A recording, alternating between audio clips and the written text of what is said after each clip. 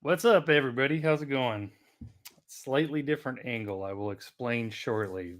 First off, how's everyone doing? Is everybody finding everything? Can everybody hear me okay? I don't want what happened last time to happen again. I had the mic on mute, nobody could hear me. And I've missed a week, so obviously there's a little bit of rust. But how you guys doing?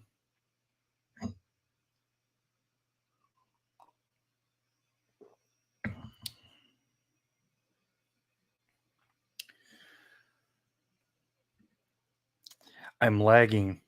I don't think it's me. I don't think it's me, Superbird. Excuse me. Sounds good, looks good. Thank you, Sean. Might be that good old Nova Scotia Wi-Fi. What's up, Superbird? How's it going?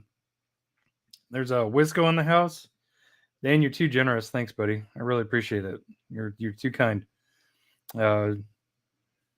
Just popped up the sticker that it's been here for 6 months. So thank you, Dan. Really appreciate the support very, very much.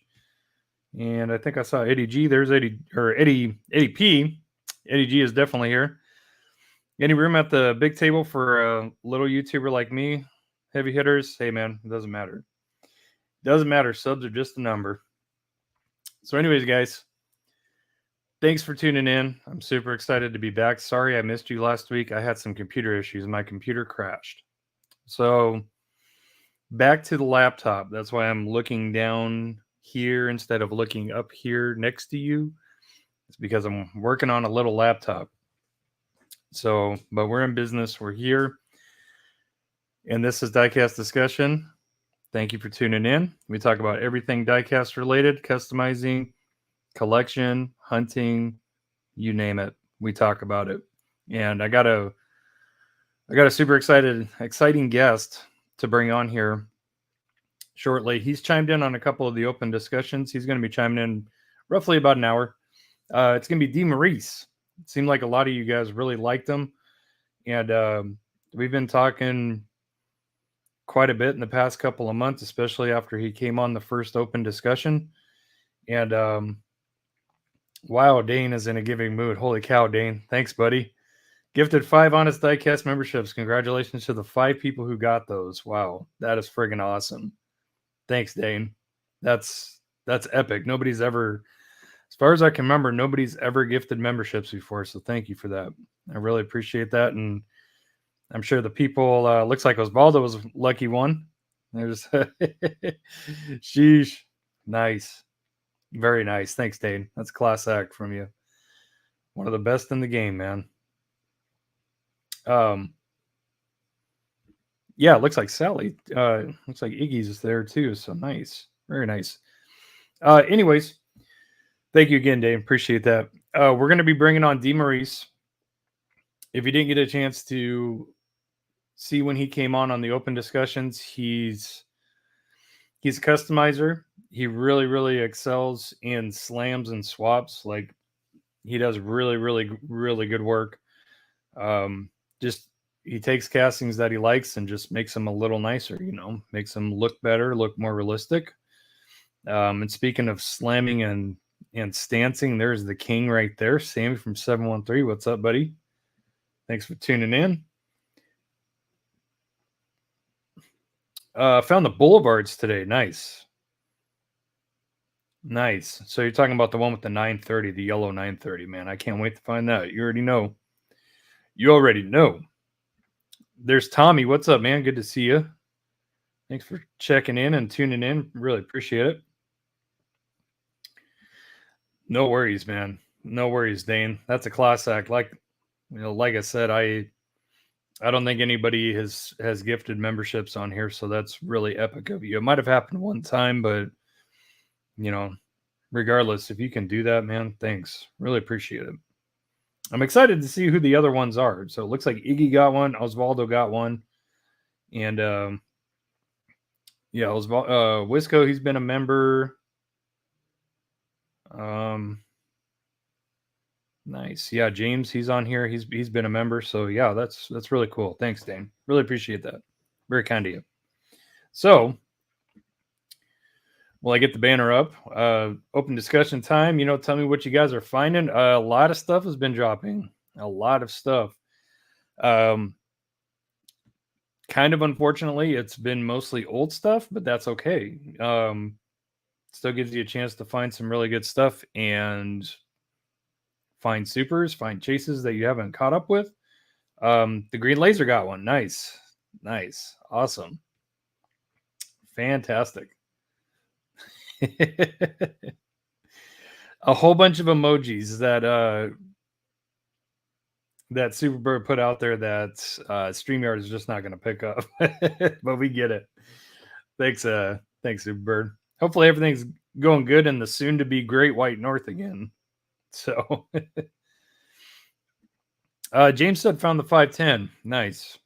I haven't been able to. I found one mainline 510 so far. I've gotten to some pretty fresh P. Last episode, you guys saw that I got a really, really fresh P case hit, and just about everything was there, even the regular treasure hunt.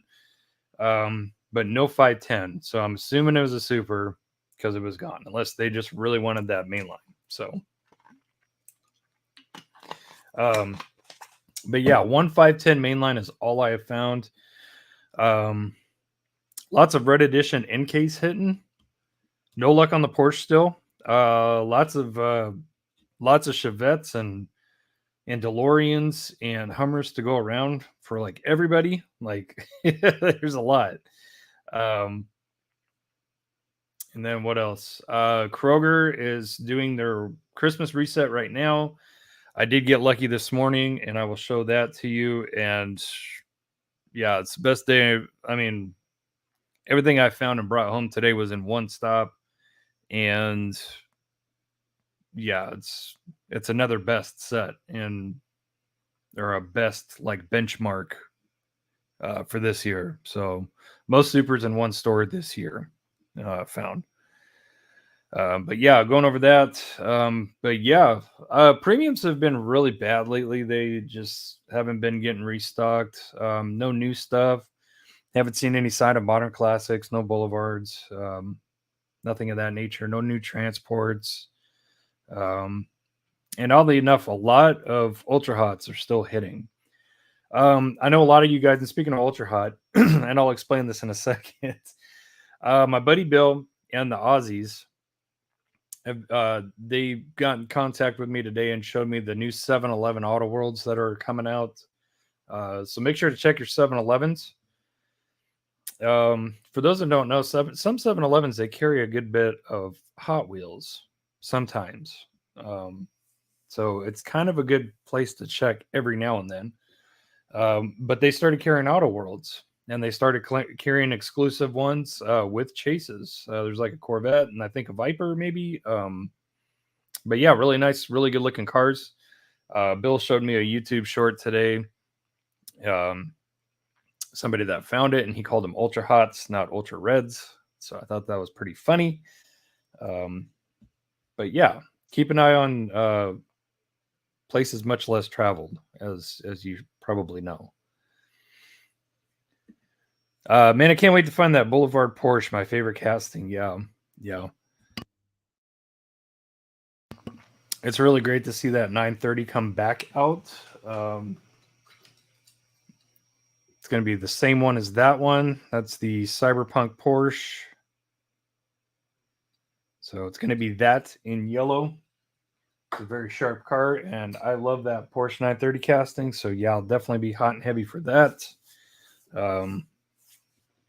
Probably gonna have to test my luck outside of town, because I don't foresee running into too much of that set, because that whole set is fantastic. The last couple Boulevard mixes have been really, really, really good, and that makes it really, really bad for finding them.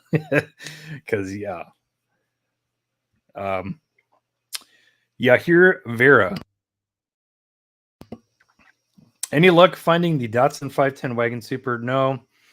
Just went over that. I saw that you asked that before I started talking about it, but yeah, I've only found one mainline 510. That is literally it. Even the mainline is fantastic. If you have not found it yet, it has like a pearl color change like a luminant like color change to it. It's very, very odd to try to describe. Um, awesome wheels. I absolutely love the wheels on it. I actually like the wheels on the mainline more than the Super. Now, if they can just get those in from a mainline plastic wheel to a Rail Rider, fantastic. That would be awesome. Mikey, member for 14 months. Thank you, brother. Appreciate you. The inevitable return of the great white hype. And Mikey, I did see you say something about the DG drops. What did you predict? What were you right on? Because I have not been keeping up on what has been dropping at DGs. Would love to hear it. Aaron Scott, another recipient, looks like another lucky recipient of Dean's Self's membership gift. Thanks again for that, Dean. Hey, keep up the great finds. Killing it. Thank you, Aaron. Appreciate it. You as well, man. Yeah, congratulations on your free membership. Super, very well. Found the little comic gasser guy just vibbing on top of a dump. Nice. Yeah, I still have not had luck with L. Yeah, A through M has been found except for G and GK and L. GK and L. So that's where our gaps lie. Oh, it's white already, but green. 2 super treasure hunts and a bunch of Q dumps. Wow, Q dumps. Nice. Very nice. So it looks like Q's right around the corner. Holy cow. Good friend Ben down in Australia. He went to a store and he came across a drop of 30, yes, 30, 2024 A cases. And he had a heyday. It was all to himself. Out of those 30 cases, he found 4 escort supers. So, best haul that he's ever had. But still, it's like, good Lord, 30 cases, only 4 supers. It's, man, I would say, geez, friggin' international cases. But honestly, U.S. cases have been pretty close to that this year as well. Super distribution has just gone way down. But congratulations, Ben. Congratulations. And yeah, I really do like that green escort. Hoping to find it. We'll see.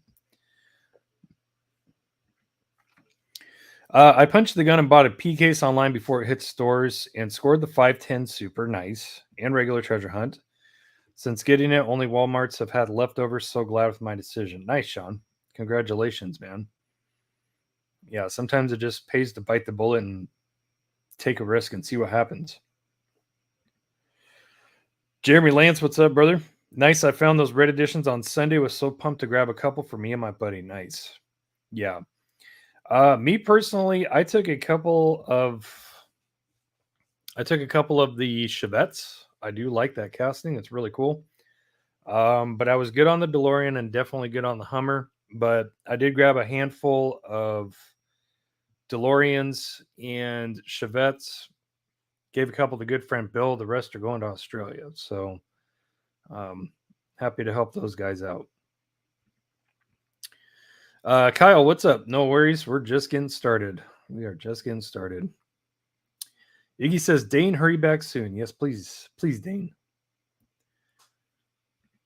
Target and DGs are still crap, but supposed to be changing soon. Yeah.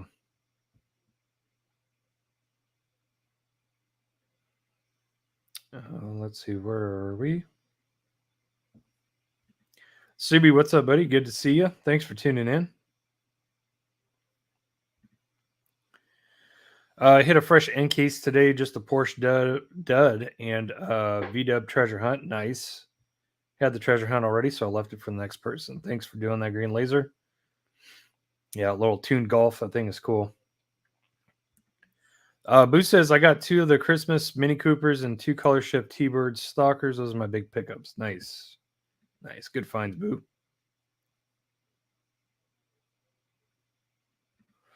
John, what's up? Good friend John. What's up, buddy? Working the railroad. We've only been on for about 21 minutes. So yeah, we're just getting started. Just got in from a trip. Glad you made it home safe, John. Good to see you, bud. New boulevards are around here, but people are just buying all the cases to resell it. Blows that they can't leave them. Yeah, it's really unfortunate. But that's what our hobby is. That's really what most people have decided to go. That is the route that people have chosen. So it is what it is. Do you like the new sets of Hot Wheels that Hot Wheels is coming out with? Yes, I do. I do. You hear? Hopefully, I'm saying that right. You hear, Vera? It's kind of easy to say that way. You hear? You hear? Just saying. But yeah, the new Boulevard is absolutely great. Everybody is licking their chops for Modern Classics that should be out pretty soon. And transports are looking really good too, as far as that goes. Yeah, the mainline sets, the mainline Walmart exclusive sets, I never really focus on those because for one, they're so hard to complete, they're so hard to get a hold of. And for two, most of the time it's not really cars that I'm too interested in. I tend to focus on just premiums, and then just mainlines that I like that I can find. But yeah, we got some good stuff coming out for sure. Sean says, yeah, ran into a local scalper. He literally walks into the back room, comes out with cases in hand. They do nothing to stop him. That's really unfortunate. I had to hate to encourage you to be a rat, but maybe, try contacting corporate or something. Because, yeah, nobody should be back there without permission.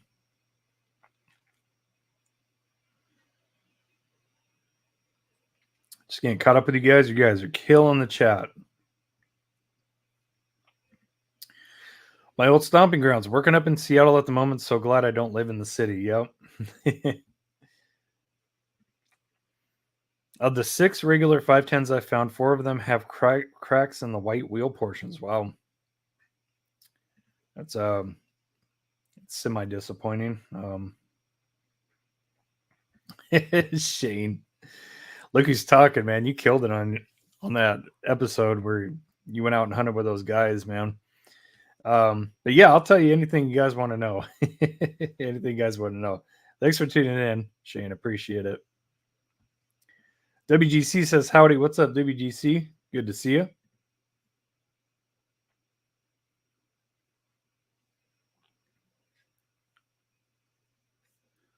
Let's see. The Fly, good to see you, The Fly. Yes, long time no see. Glad you can tune in. Hopefully all is well. Yeah, Jeremy, that's not great odds. 30 cases, 4 supers, I'd be happy, but damn, that's crazy odds. Yeah, that's a lot of work for that, for sure. I posted on the Facebook page a week or so ago asking if anyone was finding anything at DG, and then days later started seeing posts about DG shippers with mostly QKs, but also zamacs. Predicted the wave. Nice. Yeah, it's like our annual zamac misdrop. Like since what? It's been 2020 or 2021. It seems like every year since then we've had like misdrops. We've had zamac misdrops. We've had Dollar Tree, Kroger, zamacs just popping up in the weirdest spots.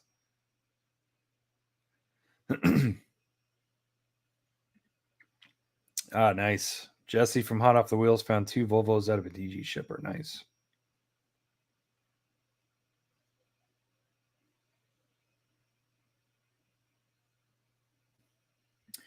Brian, good to see you. Brian Ridgway found the mail-in treasure hunt super from PK's all at Dollar Tree, all in the same day. Nice, very nice. It's a shame that people have gone down that route of buying and selling cases. People are silly gooses. They need to touch grass. I agree. That's well said.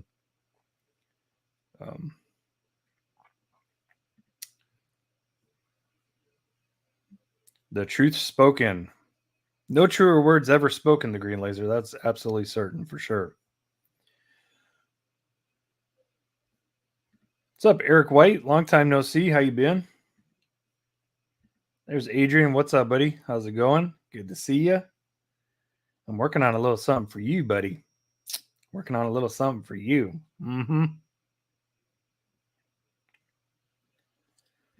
Superbird says, we have a guy who buys 10 packs and takes all the licensed castings and keeps replacing them with rusty axle 20-year-old cars. Wow.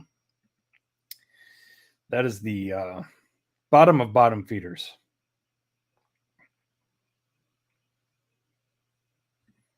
There's Shane confirming that for DG. Says check DGs are getting sorted shippers. Nice. Okay. Sounds like next week I'll be taking a little ride out of town.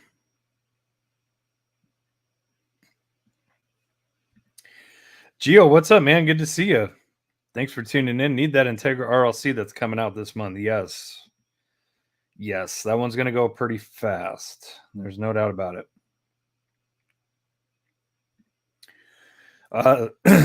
Adrian says that sucks. Superbird scumbags are everywhere nowadays. I can't believe these lowlifes can't even afford $1.50 Hot Wheel, give or take. Yes. Yeah, it's just it's that level. It's that level for sure. People catch on to the hobby and you just never know which ones are going to dive in. Sure. Subi, good and bad news, Derek. Bad is pricey, but best of good. Got my hands on Liberty Walk Inno 64 F40. Nice. Did you get the white one or the red one? Because yeah, those are they're both fantastic. It doesn't matter. Okay, another 959 coming out for RLC black one. My red ones do look a little lonely, so I might have to invest. Shane, much love. I have to run, bro. We'll talk soon, brother. Yes, indeed. Yes, indeed. Thanks for checking in, Shane. Have a good one, buddy. Okay, we're pretty much caught up with the comments.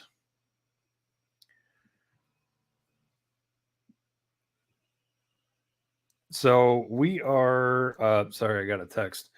So we'll go over some mail calls. I got a couple of mail calls, one from Diecast164, another one from Phoenix Diecast off of Whatnot. Good old Ray over there, who just recently opened a shop in Illinois, a storefront shop. Good dude. Lots of people can vouch for him.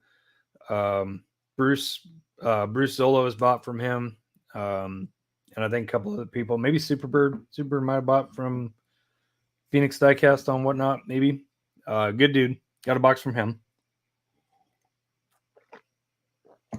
So, yeah, there he is. Phoenix, a real one. Yep, there we go. Yeah, so we'll go over those real quick, and I'll go over a couple of finds, including this morning's find. And yeah, there's actually quite a few. I actually have quite a few here.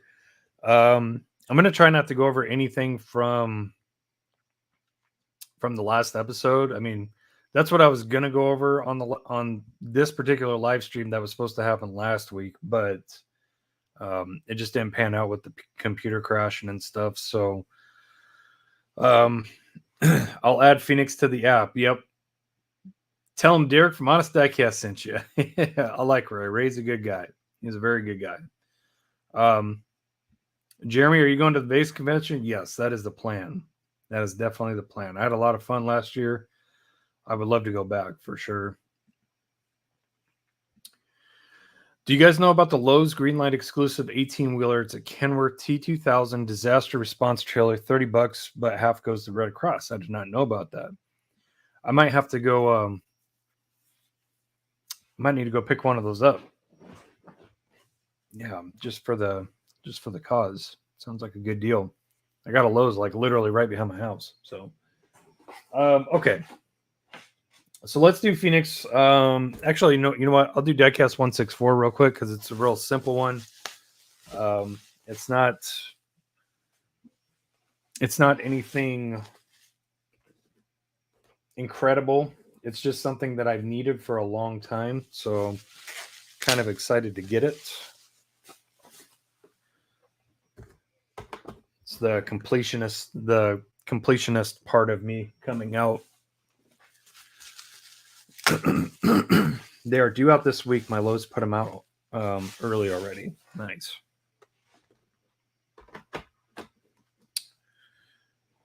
All right, I'm just unboxing these. So these are from Brad at Diecast164.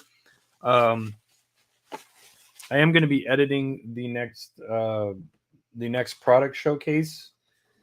It is going to be an M2 Johnny Lightning at Autoworld. Some really cool M2 trucks, some really nice Autoworld ones, and then a Johnny Lightning Autoworld store exclusive. So some very nice pieces. I'm excited to show those to you guys. And then we have another box of Premium 164 coming in the mail. And that should be here tomorrow. So that episode should be out hopefully by next week. Hopefully by the time we do Diecast discussion next week. James Gailey, Phoenix Diecast. Correct, sir. So this was kind of a token from Brad, and I really appreciate it, Brad. Thank you very much. Obviously, I'm trying to be a completionist with Fast and Furious, which was a mistake. Same with Boulevard, same with Transports.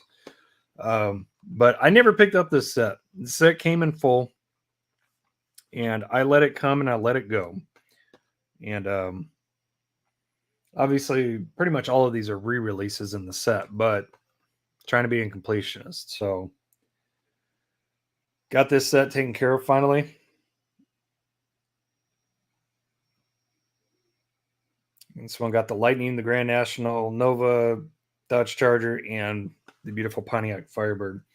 So yeah, a set that I saw lots of. I kept throwing it off. I was like, I'll get it at some other time. You know, I'm going to have all the opportunity in the world to pick them up. And of course, that was a mistake. So it's funny how that always works. But yeah, thank you very much, Brad. Really appreciate that. So yeah, that's going to go in the Fast and Furious tote. All right, my mail call from Phoenix Diecast is mainly Lucy's. I just picked up a couple things. I just wanted to support Ray. It's nothing super pressing that I don't have. But I just wanted to show some support for Ray. Let him know I'm still thinking about him, even though I'm not on Whatnot nearly as much anymore. So I picked this up for $1. Good old 935 slant. See a little tag on there. Just pick that up for customs purposes. Can never have enough. So that's the first release. The first release of the 935 slant. And then I think I won this one for maybe $5 or $6. I'm not sure, but another one I'll definitely always take.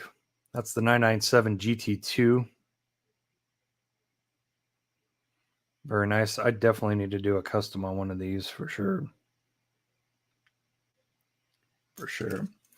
Anthony, what's up, buddy? I see you. St. Derek, what's up, Broseph? Hello, all. What's up? What's up, Tony? Good to see you, buddy. I'm going to tell you one thing.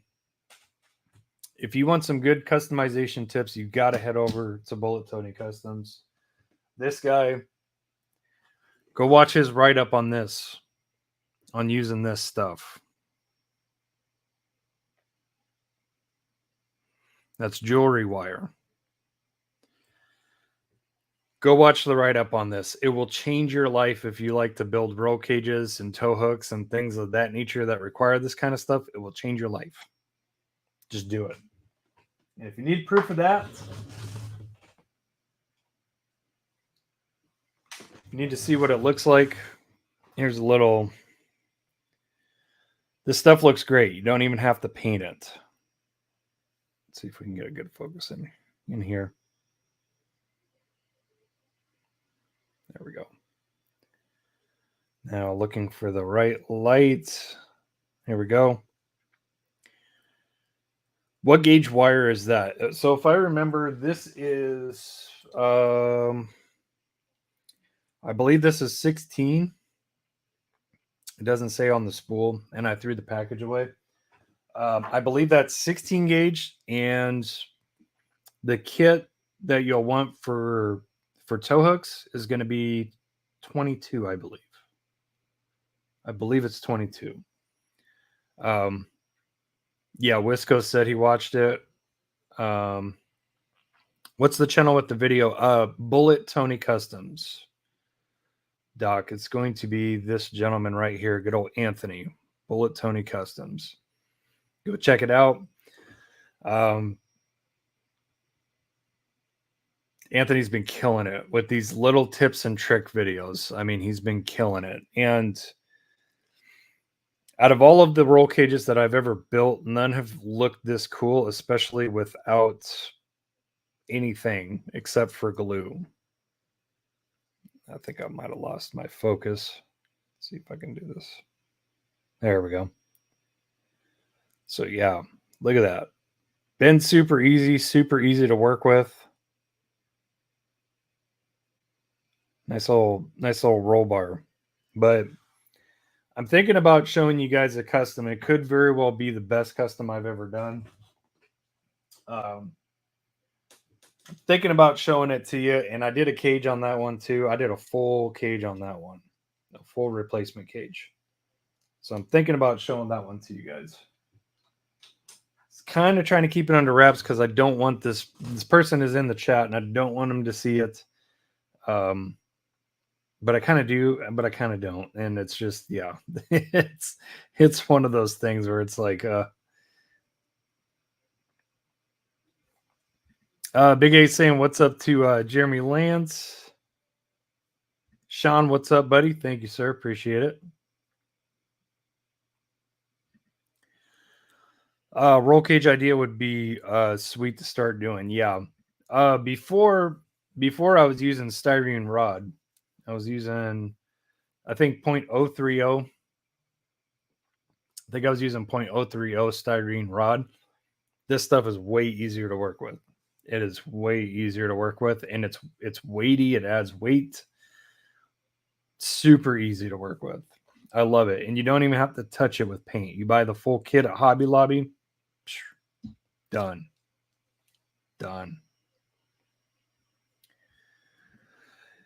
James, do you sell your customs, keep them for personal trophies, or just take requests?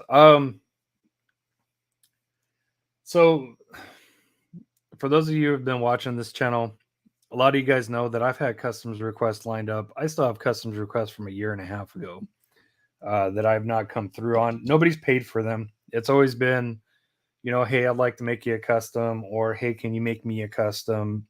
And, you know, just put me in line, and it is what it is. So I'm still trying to get caught up on those. I'm not really taking requests, but if you want to work something out, I will definitely do it. As far as just straight up selling, I have not gotten to that point yet. It's something I might consider in the future, but as of right now, it's kind of more just doing it for people. And, you know, propositions for trades have come about, you know, like, hey, you know, I got this chase, or I got this, or I got that. Would you make a custom for it? And it's like, sure. Make an R32 with cute little pink cat ears. I don't know if I can do the cat ears, man. I don't know if I can do that. Anthony says it works great for all sorts of stuff. Just need imagination. Yep. That's all you need. And Google Image is a great place to look for like pictures of roll cages and roll bars and stuff. And, you know, you just make it work from there. Okay, so let me get back into this mail call real quick. I showed you guys these two, the 997 GT2 and 935 slant. Ray was kind enough to throw this in. I did not purchase this, but he threw this one in. And of course, he spelled my name wrong. That's okay. I forgive him. It's like 12 ways to spell Derek. No big deal. But yeah, this puppy's been drugged through the mud, man. Super bad. And I know a place where I can find these decals. So maybe I'll do a little restoration project on this. Maybe. We'll see. And then last but not least, I did purchase this. Again, just trying to show my homie Ray some love. Datsun 510 wagon, main line. That's a main line. And let me see if I can get the light to hit it just right. There you go. You can see it right there. See how it looks kind of bluish? And then it switches to purple. It's kind of right there. You guys see that? Yeah. So it's a very cool main line with very cool paint. I think Jeff said something about cracked wheels. So far, this one does not have cracked wheels, so that's good. But yeah, those wheels are fantastic. Those are the same ones that came on that Alpha.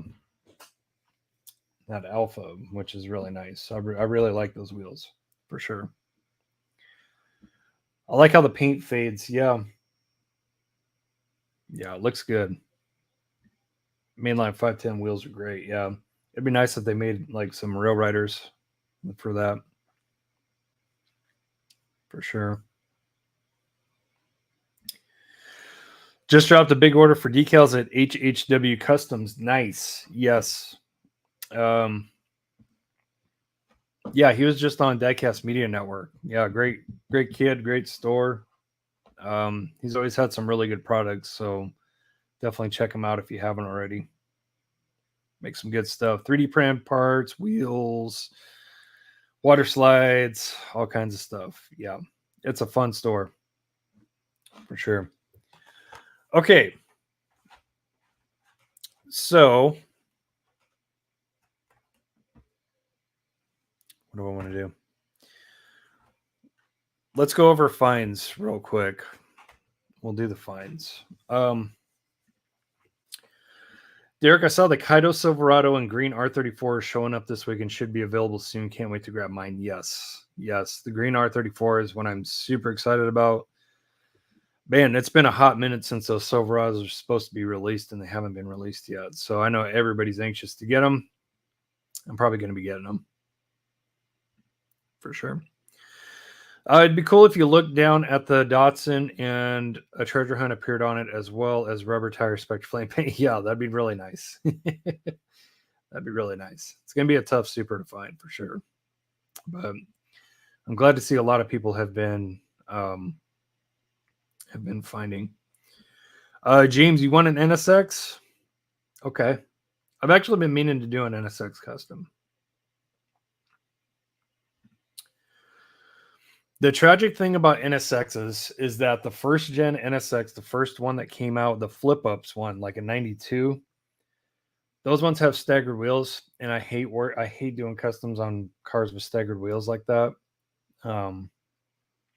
But when that Fast and Furious Quick Shifters NSX came out, I think 97, 98 body style one with the fixed headlights, that one has square 10s all the way around. So yeah, I would be more than happy to do one of those for sure. Pink Spectre Flame is tough. Very tough.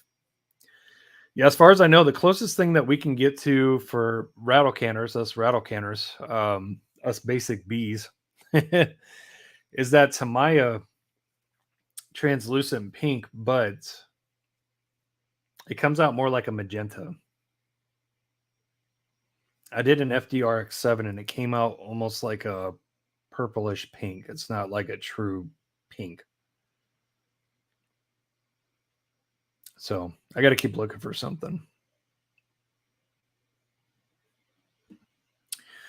SRS, what's up, buddy? Good.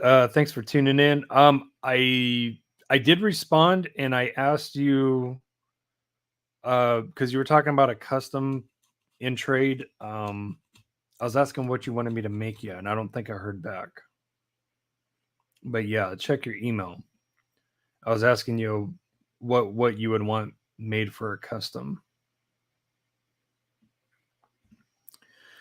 That Hawaii, excuse me, that Hawaii Charity Kaido exclusive. Have you seen that thing? Yes, I have. It is absolutely beautiful, and I would love to have one. I was really interested in it. Jeremy and I were talking about it. Jeremy Lance, and yeah, there he goes. These things are going for crazy money. I want one, but I can't spend that type of money. Yeah.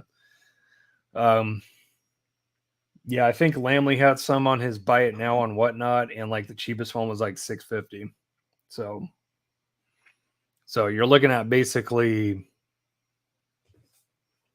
Kaido House Black prices. So yeah.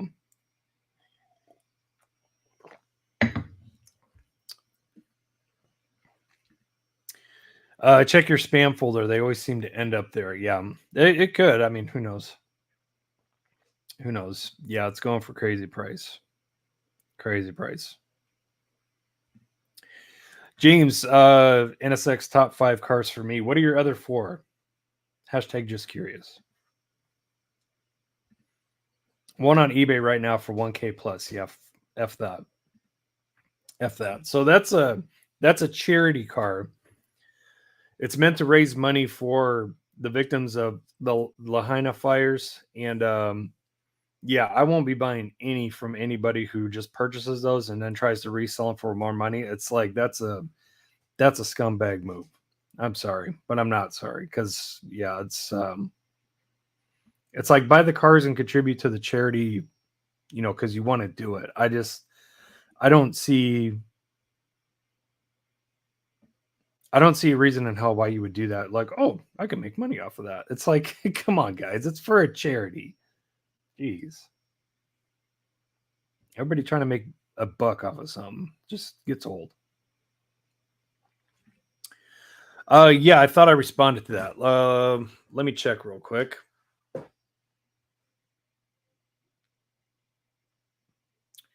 Let me just check my email real quick. I want to get this. Sorted. Hold on one second.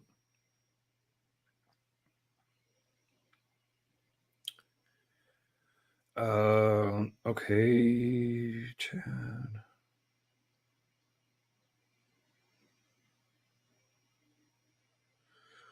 Give me one sec, guys.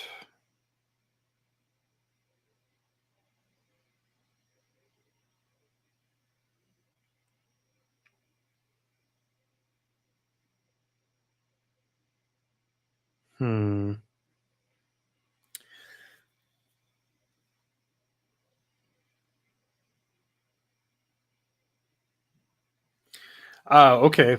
There it is, Steve. That's weird. It was marked red, and I did not read this. That's really weird. Okay, 510.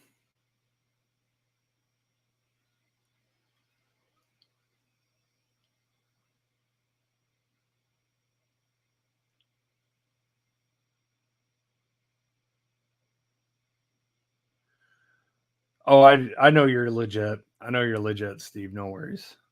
No worries. Okay. Yeah, I'm really sorry I did not see that, but it was marked red, and I know for a fact I didn't read that. So I really apologize. But yeah, we're good. We're good. Okay, 510. And you know what? You know what, Steve? You don't have to send me a 510. I got plenty of 510s to work with. So 510 wagon. Got it. Okay. Steve, let me know. I just glazed over it really briefly, but let me know like a color, if there's a particular color or theme or anything you want me to stick to. But if you want me to just go wild with it, by all means, I'm certainly happy to do that. Just let me know, buddy. Pretty sure 100% goes to charity, which is sweet, but I just hope they don't resell it for more because, yeah, and that's what people are doing. They're buying them and then they're selling them for, it looks like more. Anthony, somebody actually just mentioned that they did pick up the F40 N064. And I've seen it, and that thing is gorgeous for sure. I like the red one and the white one. They're both amazing. Okay, so I'm gonna do this real quick.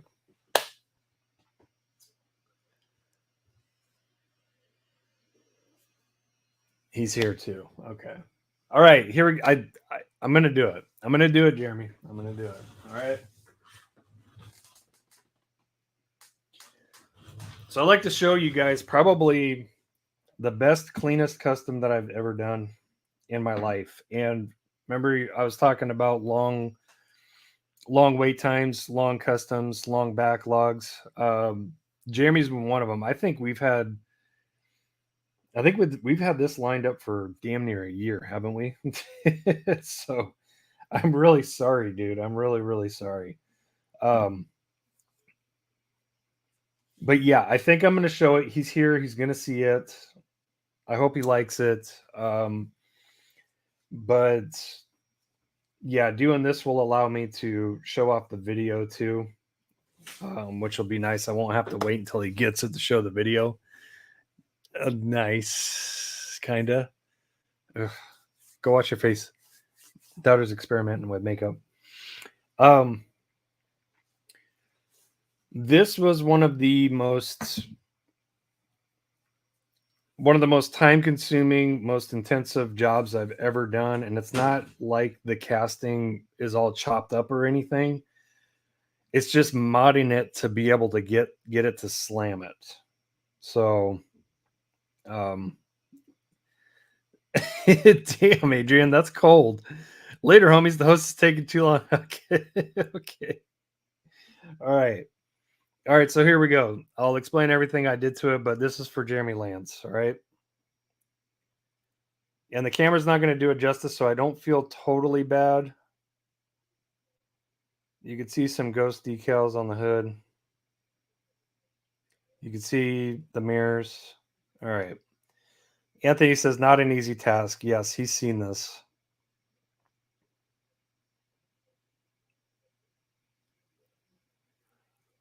So that's an ER34 Skyline with Iron Man livery. Jeremy loves Iron Man, so he wanted an Iron Man themed car. There's a front mount intercooler in there.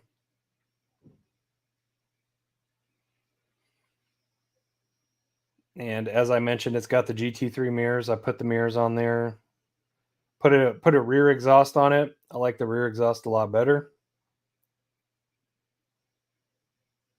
And yeah, this camera is not doing it justice at all. So I don't feel terribly bad because Jeremy's going to see it. He's going to know what he's getting, but it's not doing it any justice at all, Jeremy. I promise. The video will do it more justice. But yeah, you see the cage in there? That's Bullet Tony Customs trick. That is his trick. See the cage in there? And I did blue because I wanted to offset the theme a little bit. I didn't want it to be... I wanted to use something to offset, to kind of break up the monotony, the theme a little bit. And that's also why I didn't paint the wheels gold either. Yeah. So factory cage. This is the actual factory cage out of this car. And yeah. So the whole cage is redone. It's all custom.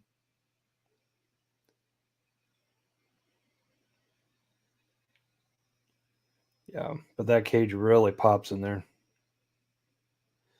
This is quite possibly the best custom I've ever done. It looks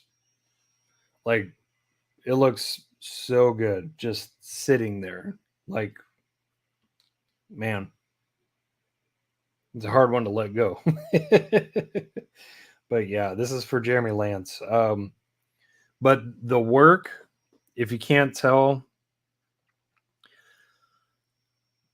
90% of the hard work on this was the base. The base is polished as well, just like the car. There you go for Jeremy Lance. Dated, 1 of 1. But yeah, let me see if I can get that lip. Let's see if I can get that lip, because then you'll really be able to see it matches the body. So, but the rear diffuser is painted. So, but yeah, this thing came out friggin' sick. I'm super duper proud of this one. And it's going to a good dude. Jeremy sent me lots of stuff, saying, hey, this is for the car. And I'm like, dude, you don't have to do that. And he sends me all this stuff, and I'm sending him a care package. He's getting that, and he's getting some more stuff. Run it. Yeah, but that took a lot of work. Specifically shaving the base so it'll roll while being so slammed. But yeah, it looks really good, and I hope it gets there in one piece, Jeremy, and I really hope you like it. I hope you like it as you know, I'm hopefully you like it now, but if you like it now, you'll really like it when it gets there, I promise you. Man, that's mine. That's why I didn't mind waiting the time, waiting for it. Definitely worth the wait. Awesome. Glad you like it, buddy. Glad you like it. Those decals were a pain in the butt too. Those Iron Man decals, for sure. Sammy says, "You're the man, Derek. Looks so good. Thanks, buddy. I appreciate it. I did share pictures with Sammy as well. And just to reiterate, Sammy he's my whole inspiration for going with this theme. You know, he's the one that really opened my eyes to like really slamming cars, stancing them properly and stuff. And yeah, I thank him so much. And he's made a couple of those too. And he warned me. He was like, dude, be prepared. When you try to slam one of those ER34s, you're gonna hate it. And I was like, yeah, I want to build another one, but it's like, man, I'm not looking forward to shaving that base and putting that front mount in. It doesn't just fit in there. That grill that's there is part of the base, and it's a big old block. So you got to cut it out, and then you got to shave it down, and it's a lot of work. ER34s are extremely hard to modify like that, but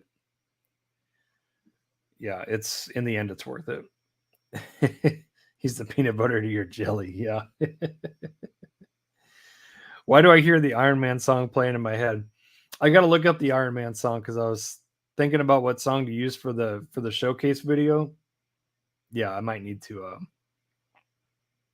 look into that. Yeah, but hopefully you like it, Jeremy. It took a lot of work. Definitely one of the most intensive customs, and yeah, it's definitely more than meets the eye. I knew the 510 decals would be rough to get on it. Yeah, you know what? The decals could have been probably made for that car, but the ER34 has so many crazy body lines and creases just trying to get it to sit on there like perfectly. That's what took all the work, really. Honestly, it wasn't that bad. It was just trying to get it to set on there. So, oh man, I have to do that Iron Man 1 song. Would be great. I know it'll be in person. It'll be great. Yeah. If you like it now, you'll love it in person, Jeremy. It's just like I thought. The camera's not doing it any justice at all. So that's good. That's good because I still want a factor of surprise with it. So, what do you think about this, the RLC Skyline GTR order now getting a year? Honestly, that must have surpassed me. I didn't even know they were doing another on-demand build. Is it a Hako? I think I saw a Hako. I'm not sure.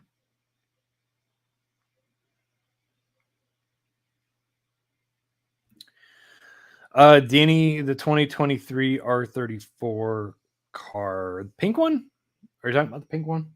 That was this year, right? It was. The selection's Hako. Okay, yeah. It's cool. It's cool. I don't mind paying for something that anybody can get. It just takes a year to get. I mean, yeah, purple with white. It's all right. It's all right. I'm not gonna purchase it though. It's not a must-have for me, to be honest. Jeff says yes, that casting is hard to design on. Yeah, the body lines are crazy on that thing. They're tough. They're very tough.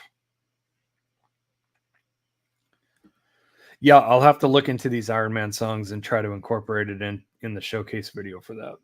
Thanks for the ideas, guys. I'll have to look into them and pick one, at least part of one, because I don't want to get any copyright infringe. Chameleon Paint R34 next year. That'd be cool.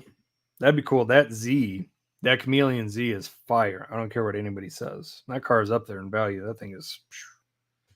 Last time I checked, that thing was nuts. As far as value goes. Okay, fine. So let me just go over some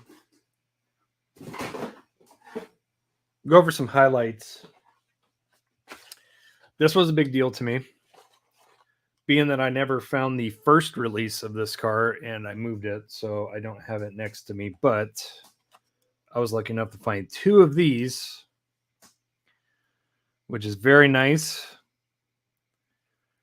That's the Mitsubishi Evolution Lancer 4 in blue. Absolutely fantastic. I do hope to run into some more of these for customs. I definitely want to make an Evo 4 custom for sure. But yeah, very nice. Very, very nice blue. Love it. I just got one of those. It's adorable in person. Talking about this? Talking about the Evo 4? It's really nice. Those are elusive. Yeah. I never found the gray one. The gray one that came out, I think, last year, maybe. Yeah, it's tough. Very tough find. But yeah, very, very nice blue. It's almost like electron blue pearl, almost. And I'll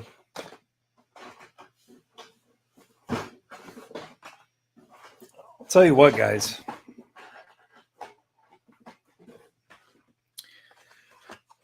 I've found my fair share of supers the past 2 weeks, including today. But I'll tell you what, this was probably one of the highlights of my hunt. And this will be on the next episode.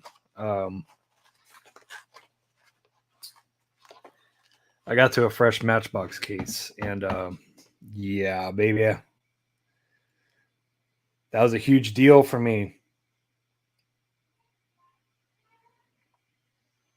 That was a huge deal. So that's the Matchbox Red Edition Porsche 996. And anybody who knows me knows that I'm not a huge fan of 996s, especially the Hot Wheels ones. They just don't look good to me at all. This one, however, is fantastic. This is probably the best 164 996 that I've seen, at least from Mattel. At least from Mattel. It's, yeah, better believe one of those is getting drilled. Better believe. Sammy just sent me a message, and I got you, buddy. I got you. Don't go get it. Don't go get it. Don't go get anything, Mattel or Hot Wheels wise, until you get your package for me. Okay, I got you. I'll give you one. I got you. I got you. There's that. That's that one and only 510 mainline that I found in the wild. That's the only 510 I found. That's the one I found.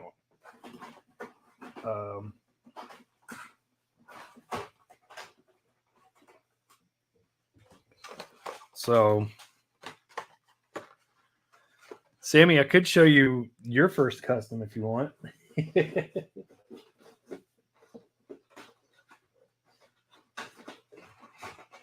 Let me know if you want to see it, Sammy. I'll show it to you. Hashtag just saying. Let's see. My card taste is all over the board, but still love many more. So yeah, Sammy, I'm set one aside for you. I'll send it to you, bud. Sammy, let me know if you want to see your custom too. Hashtag just saying. I always say that. Found the Matchbox Red Edition Porsche and Mercedes. Nice. Nice. Yeah, I'm definitely hoping to run into some more of these. I got some crazy custom. Let me see it. It makes me wet. Okay. You can see this one, but I'm making you another one, and I'm not going to show you that one. Okay.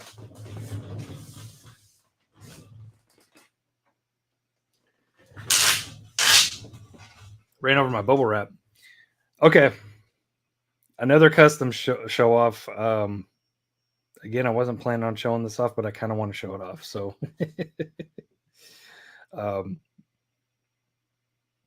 yeah, this came out pretty good. I hope you like it. I really do.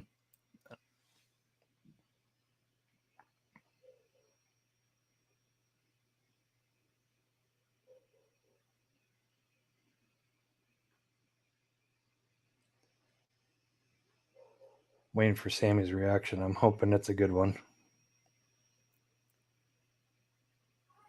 I hope it's a good one. It's got a front mount on it. Yellow fogs. That's a wastegate tube coming through the grill. This thing is slammed on its huevos. Pink roll cage.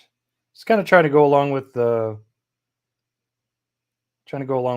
your 713 colors. They're really hard. They're hard to match. You got like that neon blue and that neon pink. Yeah, sweet. Yeah. It's got Jeff's decals right there. All these decals are done by Jeff, by the way. Jeff WW Replicas. So there's 2 WWR stickers on there for Winged Warrior replicas. Paint matched wing.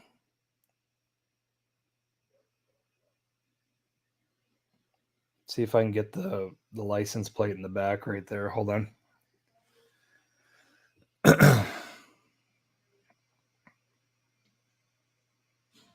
Dang it, it's not going to focus. I want you to see the plate. I want you to see the plate, Sammy.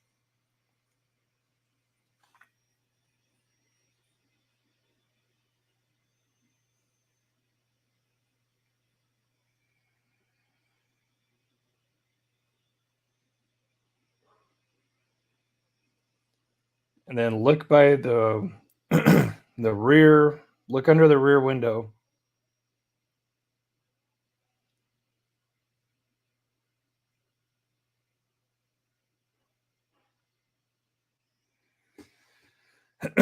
So yeah, I hope you like it. Damn it, there's no custom surprises anymore. I showed them all off. I like to give surprises, but thanks, man. I hope you do like it. I think it's better in person than on camera still. So yeah, bright roll cage. Sammy's got some bright colors in his in the outline of his logo. It's kind of like a neon pink and like a neon, very bright neon blue. So very, very hard to match. So I just kind of used a little more colors. I was thinking about painting those wheels a different color than purple, but I put them on there and it looks pretty good. Anthony, thanks, buddy. I appreciate you. It means a lot coming from you. Just says, yes, Sammy, let's change the colors. Thank you, Jeremy. Appreciate it. Thank you, Sean. James, thank you. Yeah, it's kind of like a battleship gray. I was really debating on what color I wanted to do for them, but I picked that for that. I thought it was a good neutral color.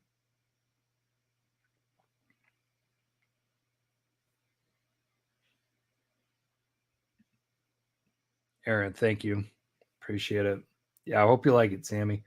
But I got another one. I got another one in the kitchen getting ready for you. So I might send what I have now for you, and then send your. Oh, I almost said it. Then I'll send your other custom. They were Jeff, and thanks again for making those for me.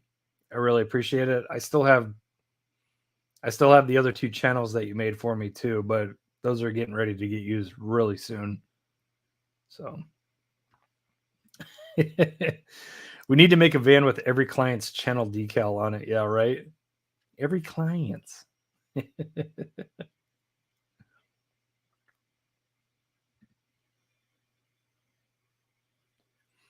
Thanks, Jeremy. I appreciate it.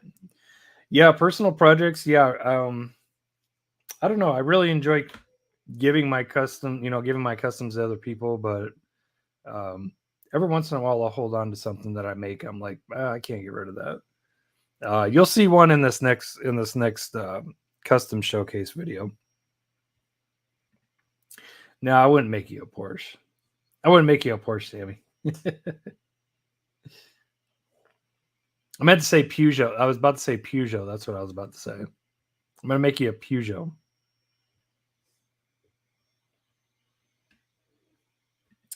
The license plate said 713-DC-S. So 713 Diecast Sammy.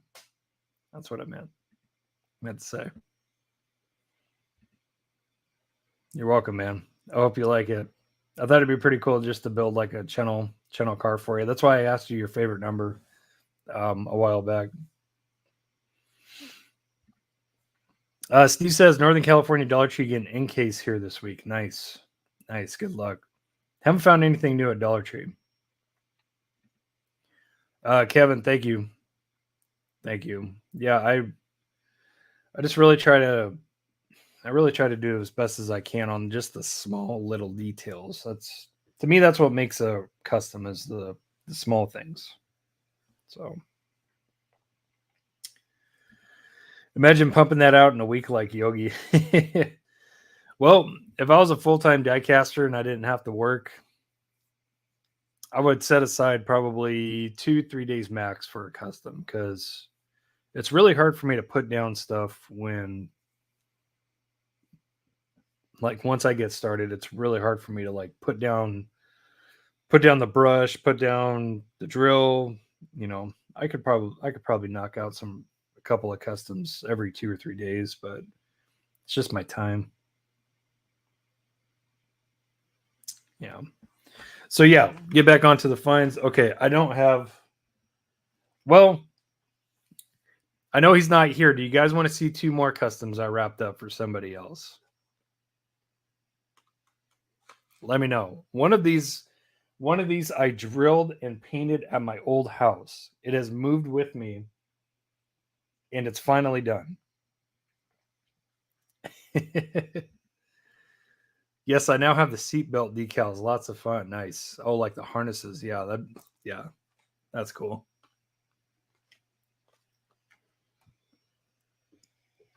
Okay. I'll show you 2 more. And I'm not done with this guy either. I got to make him. I got at least 1 more to make. I'm giving him a really, really old custom as well. This one I finished this one sometime in 2021. I think I showcased it on a diecast discussion, I think. I did. It was after Bathurst. It was after the Audi R8s and the Mercedes AMGs absolutely smoked everybody in that race. I made 2 of them. The Audi didn't make it. It didn't make it, but this made it. So this one's old, guys. This one is 2021.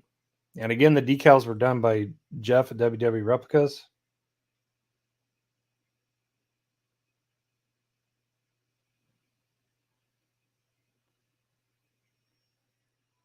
But this was during more simpler stuff I was doing.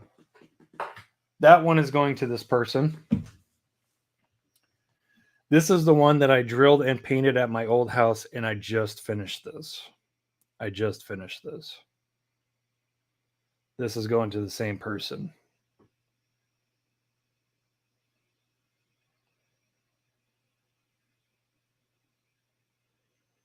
So that's an E36 Estate that I did.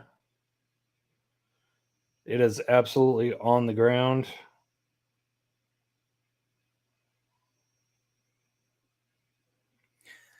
I would have put a Euro license plate on it, but I don't have any. I only have JDM. But it's like a gunmetal. It's shiny. It looks very metallic, which is really nice. Yeah, thanks, Anthony. Yeah, I thought those wheels were perfect for a Merc, for like an old Merc. Perfect. Yeah, that's exactly why I picked those up. I picked those up exactly for that car. This one, I really enjoyed this one. I'm looking forward to making some more of these for sure. This is also for that same person.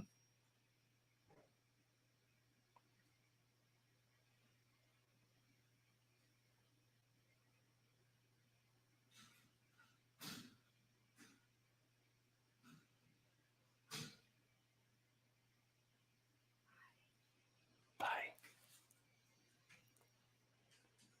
It's full polish Spectra Flame.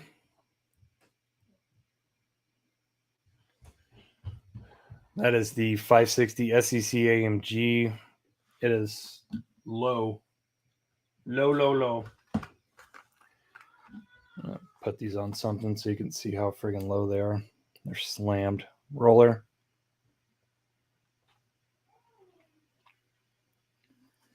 This is definitely one of my favorites. Love that. Love that. This one too.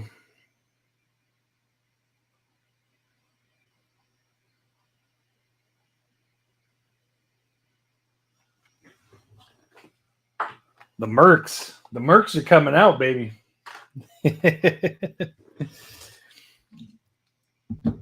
Yeah, those were fun. Those were a lot of fun.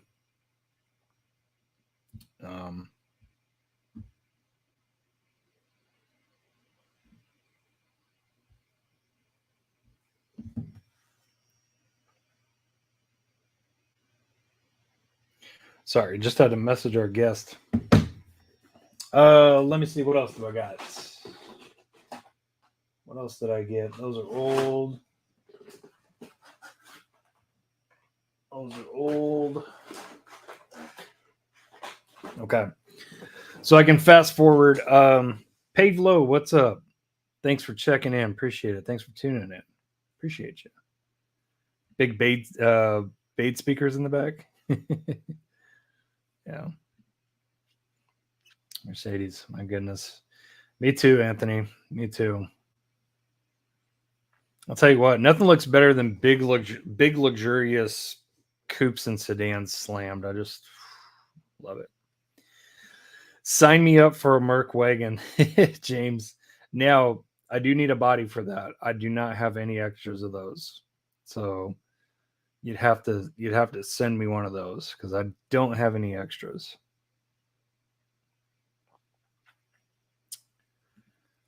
Those number plates. Yeah. Yeah, Jeff has sent me a lot of the decals that I use on a lot of my stuff. A lot of my stuff, for sure. Braden, what's up, man? Good to see you. All these customs are, dude, next level clean. Thank you, sir. Been kind of out of collecting carded cards. Only one open. Yeah, that works. Working on a custom for me. Thanks, man. You don't have to, but thank you. It would be an honor to have one of your customs for sure. Thinking of those sheets I did, a Merc GT race would look cool. You actually, I think you actually did one.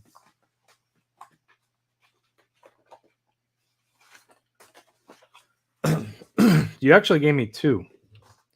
You actually gave me two, Jeff. Where is it? Yeah, right here. These two. But yeah, I'll take more. But yeah, see, Jeff has hooked me up like big time. Big time. I got so many water slides from Jeff. It's not even crazy, man. I need to make him something. That's for sure. Yeah, place your 2024 custom orders. Okay. My guest is here, so let me go over the last of my finds. This all happened this past week, and I'll show you this morning. So, Target find. I've had really good luck with these this year. Really, really, really good luck with these. So, Autoworld Ultra Red 2-pack chase.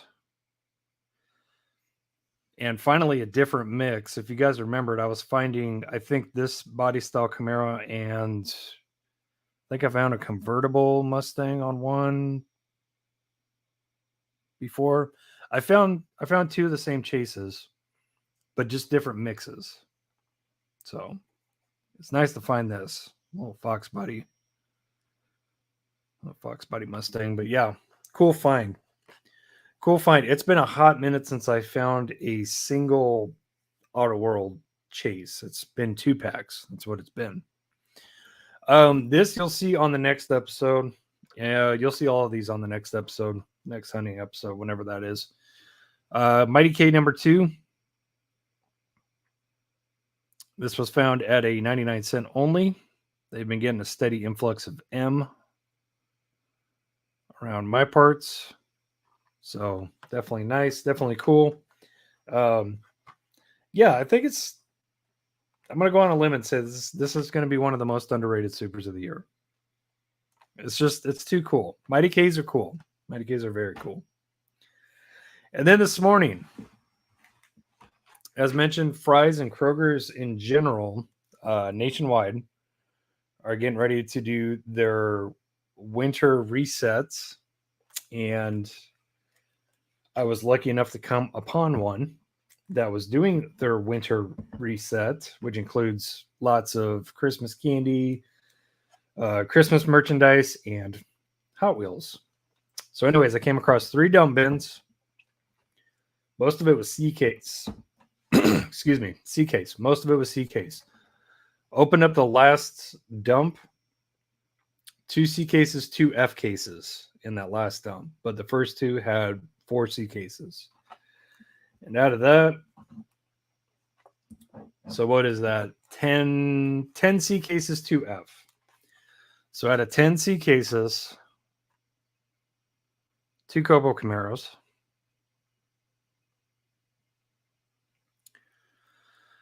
and as far as those 2 F cases, I was like, oh crap, the Cobo Camaro is going to be making a run for the Reno because I found 5 of the Renos so far this year. But the 2 F cases, both of them were loaded. So that makes number 6 and 7. 6 and 7. So by far the Reno is leading the super tally for 2023 by far. By very far. Okay. I was thinking about opening some stuff. I'm going to wait until our guest gets on. So, oops. Sorry about that. Sorry if that was loud. Dropped my phone. All right. You ready, D? D's ready. D's ready. He's all bundled up. It's all extra cold in Colorado now. All right. A lot of you guys have asked for this man to come back, and I'm happy to bring him back because D is awesome. D is a customizer. Again, he does some great slam and stance work. Takes a lot of cars, makes them look so much better than they originally came. And he's got a fantastic collection. Like super impressive. If you love JDM stuff, he's got tons of JDM stuff. All super high quality stuff. So let's bring him on real quick. D Maurice, aka Vocab 1216. Yes, sir. Yes, sir. How you doing, Mr. Derek? Good to see you. Good. How are you, bro? Good, man. Good. Cannot complain. Did you have a good day at work? Sort of, kind of, man. I'm a little bit under the weather. Luckily I don't have a fever or nothing, but I just had body aches and chills and whatnot all day. So just trying to push through the day and not be that slacker that calls in just because I'm a little cruddy, you know. Yeah. It's the season. It is for sickness. It is. Plus, I work from home, so I can't really. I mean, there's really no excuse to call in. I'm not gonna get anybody sick. That's just pure laziness. So I'll tough it out. But yeah, I'm excited to be on, man. Looking forward to chatting with you and going over some stuff, and talking about the hobby, picking your brain on some customs and things like that. I'm not a customizer. All I do is just I do lowering a little bit, but I haven't gotten to your status yet with paint and decals and all of that. But I'm working there. Yeah, we're gonna get you there. We're gonna get you there, and we're gonna get you to make a YouTube channel as well. I'm down. I'm definitely down. Time is the biggest thing. Like, I would love to do a YouTube channel. It's just time, man. You know, finding the time. Like, I don't want to start one and then not be consistent with it, you know, because people who follow you, like, they deserve that kind of, you know, consistency and whatnot. So that's my biggest thing. I don't want to be sporadic and putting out video every month or once a month or something like that. I'd rather have a schedule set. So, but I know it's tough, man. I know it's tough, especially with the state of the hobby and finding things nowadays. Yeah. Yeah, it's starting to come around though. I mean, we've all seen struggles this year, but man, this past 2 weeks have been really good. So yeah, yep. But yeah, but yeah, you chimed into a couple of the open discussions, and man, people love you, man. People love you. I appreciate it, man. I appreciate it. Somebody said they can see you on the back in the background. Yeah, I can see me too. I was watching before I got off. So like I said, I work from home. So I'm here in the room and I just have it on in the background. If I'm not busy, then I'll turn my chair and sit and watch. And then as I get some stuff to do, I'll knock it out and kind of listen in the background. So yeah, that works. yes, sir. That Yes, works sir. for sure. So what's new in diecast for you? Like what have you been, what's caught your eye? And what have you ordered lately? So I have a Midnight Purple R34. It's a Tarmac Shuko.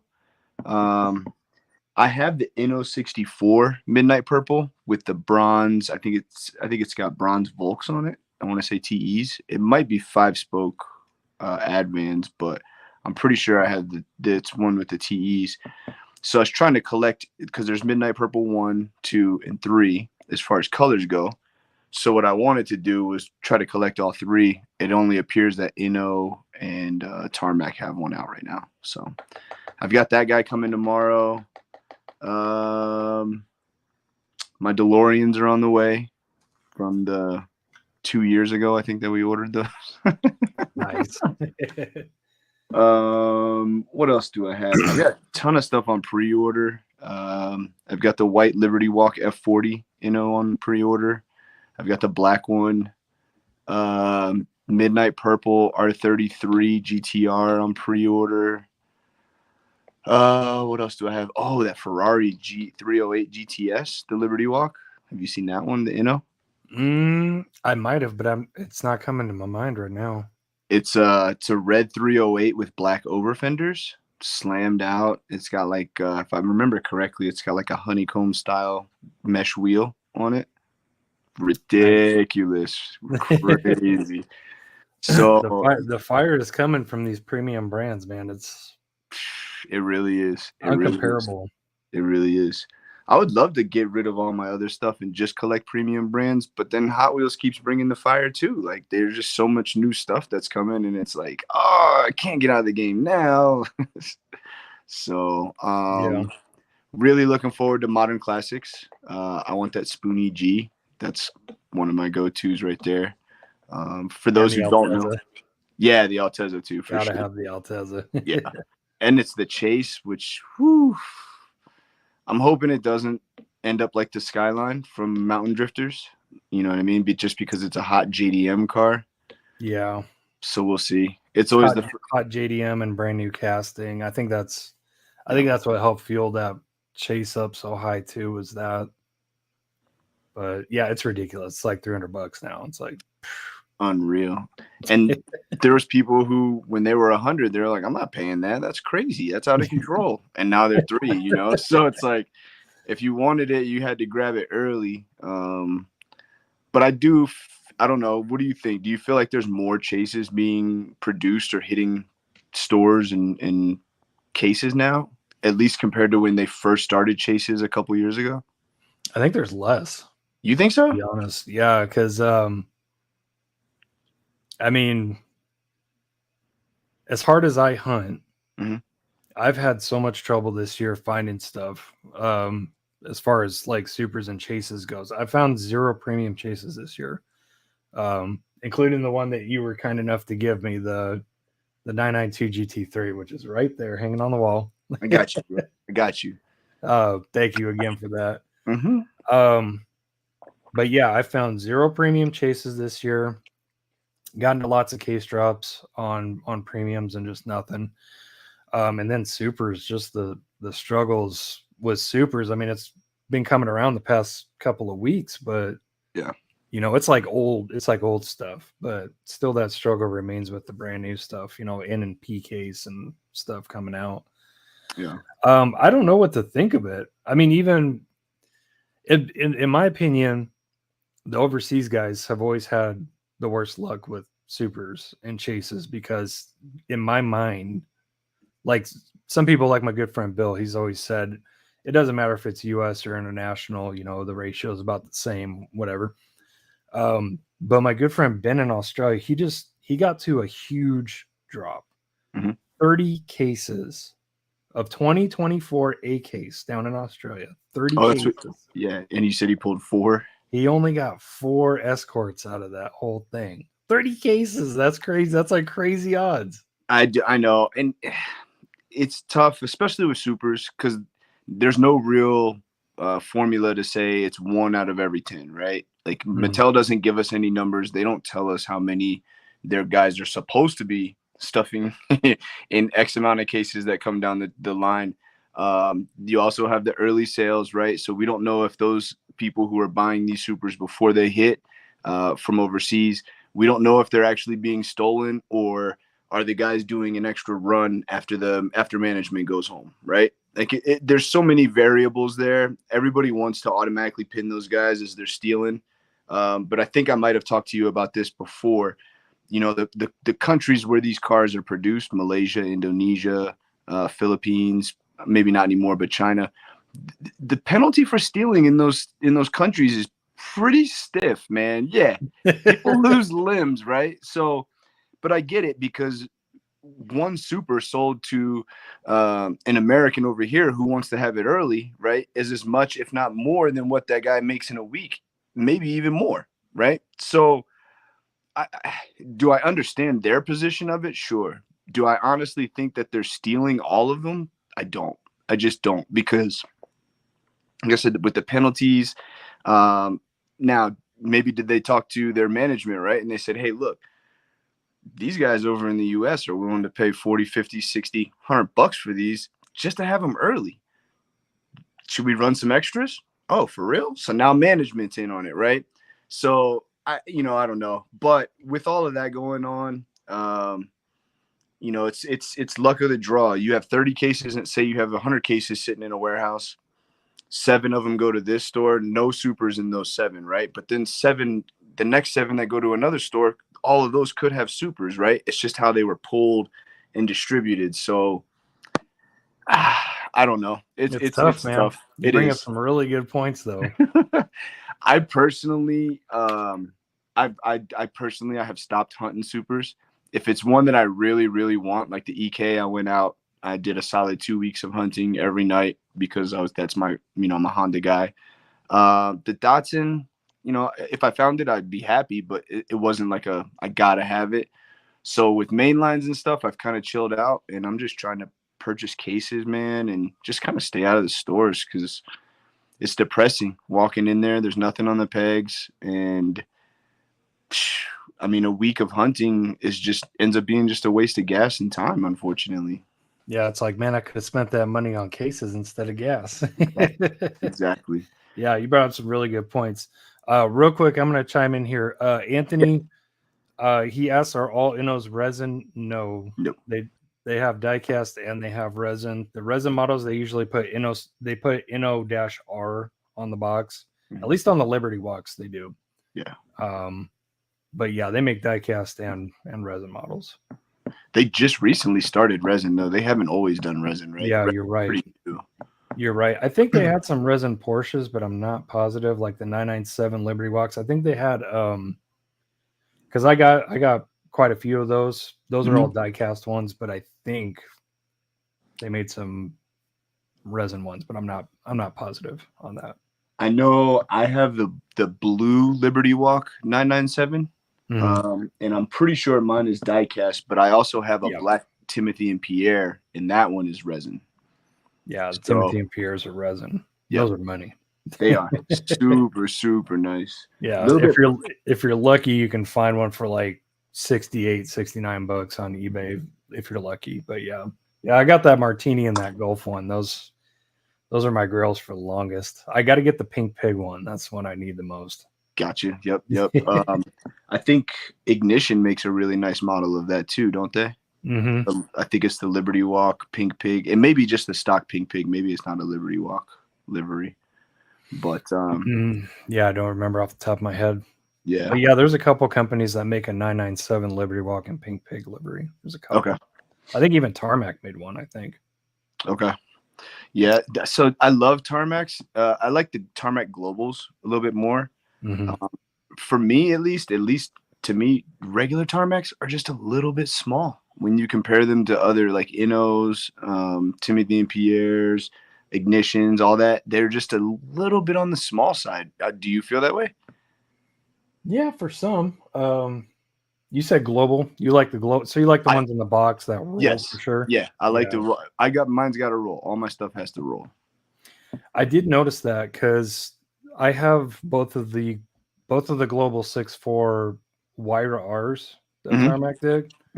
Absolutely fantastic model. But yeah, they're big, but they're proportionate big. You know, it's like yeah, I kind of see where that is because yeah, I'm looking at my 991 Tarmacs and I'm like, yeah, the Wyra is definitely bigger, a little bit bigger than those. Yeah, I think you're onto something. And I don't know if it's just Porsches, but like that's where I kind of noticed it was what did I have? It's so I don't have any left in my display case, but I have make a run. His display is phenomenal as well. If you haven't seen it, you can see some of it back there. I can take you on a little tour of the room if we need to, if anybody's really interested. So I have this one, which is the Tiffany. I got that one. Love that one. And then this one was just the special edition. I don't know if it had a name or anything, but the white one with the red wheels, polished lip. The deep dish on it is just absolutely ridiculous. Yeah. This is a 964. So these were going for a little bit more. People were charging more for the special edition. Whether or not it's actually limited, I don't know, but it definitely was a special edition, so it was a little bit harder to come by. Yeah, I think I have the exact. I think I have that exact same car, but I have this one because this is a 964 as well. I love this one. This one is. Ooh, yep, that's super nice. Yeah, the big old whale tail on the back. Sick. Yes, sir. I love this. I love this car. Have I told you? I think I told you in conversation about my uncle's car, right? His 930 RSR converted. Yeah. So him being a Porsche guy, that's one of my other big ones is Porsches. But through and through, I'm a Honda guy, and then pretty much any and all JDM on top of that. Yeah. So getting these updates and mute this. I try to log in on my computer, but I'm not. Yeah, no worries. So Jeremy has a question for you. Do you collect Kaidos? I do. I actually so I'm running out of space in all my carnies. So I took all of my Kaidos out of my carny and I put them in like one of those acrylics, the long ones that you would put like a semi in, like a 1/64 scale semi. Oh yeah. And I just set all those up in there so that I could free up some room to add stuff to my JDM case. I'm out of control, man. I'm really out of control. Yeah, it's hard, man. I've been needing more display cases for a hot minute. I got like loose cars just sitting everywhere because I have nowhere to put them. Yep. What's your go-to for display cases? I used to be a big proponent of the factory Hot Wheels one. I just thought that they were okay, but I do want to dive into the world of like carny cases and stuff, but I don't know. I really want to.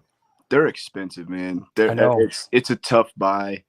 And, when you're talking about 120 plus another 20 or 30 bucks for shipping just for a display case, it's like, there's a lot of diecast I could buy with that, But yeah, if you don't got no place to display it, you know what I mean? What are you going to do, right? So I'm not going to lie. I was really fortunate. I have a good friend who I met when I moved to Colorado. And I didn't know he collected diecast at the time. We ended up splitting. We had a mutual friend that we became friends. That's how we knew each other. So my mutual friend moved back to Texas. Me and this guy quit talking. So I go to a toy show one day, and he's at the toy show. And I'm like, Rick, like, what are you doing here? And he's like, oh, I've been collecting diecast for 30 years. And I'm like, are you kidding me? So he really hooked it up, man. He was super cool. Every time he got rid of stuff, he would give me like a box, and he would just say, here, man, $250 for everything. and I'd pull things out of there that were just incredible. One time there was a loose 599 XX Super in there, just crazy stuff, like, right, like. And so he ended up downsizing a lot, and he sold me a lot of his carnies for pretty cheap. So Nice. he kind of ruined me because I got them for so cheap, you know. You're like, all right, I'm sticking with these, and then you look at the price, and you're like, Yeah, shit. tough. So he gave me or he sold me a bunch of 56 counts, but I've ordered a couple 108 counts since then. And they're just out of control. Like you can kind of see. Would you venture to say don't even bother with anything, just get the 108s? Like do you like the size and how they like, what do you think? Yeah, I personally would say just go with the 108 because you just get more space. And I think if you compare the price on a 56 brand new, I want to say they're like 109, and then the 108s are probably 140 or 150. So you're getting almost double the amount of cars, but not double the price. So for me, that makes sense, you know. What's up, bud? Coming in. Little man wants to come in and say hi. Hi. Oh, but yeah. Yeah, it seems like a better bang for the buck, like for what you're paying for that, for sure. Because And I'm thinking, like I said, I'm thinking about taking the dive and putting one right here for loose Porsches. Mm-hmm. It's kind of why that space is open. I haven't figured out what to do with it. Do you think a 108 will fit there? Do you know what the dimensions of the 108 is? I can measure it.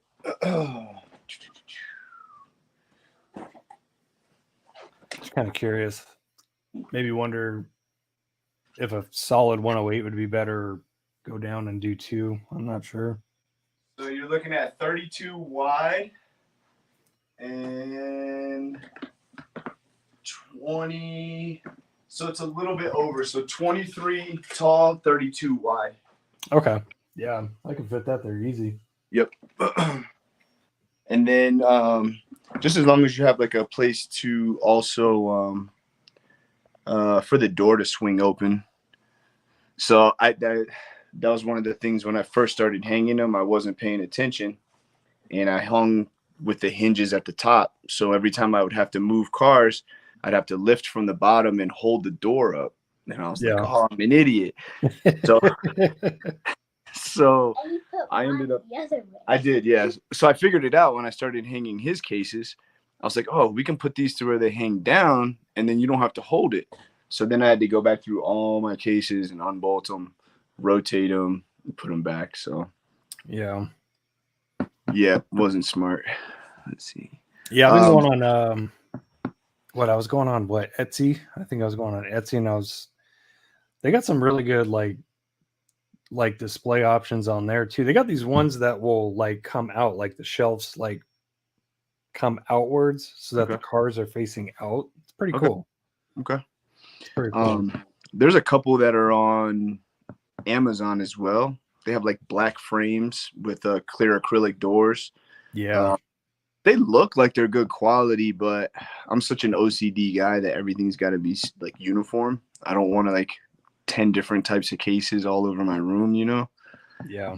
But that's a personal thing. That's, you know, first world problems type of stuff.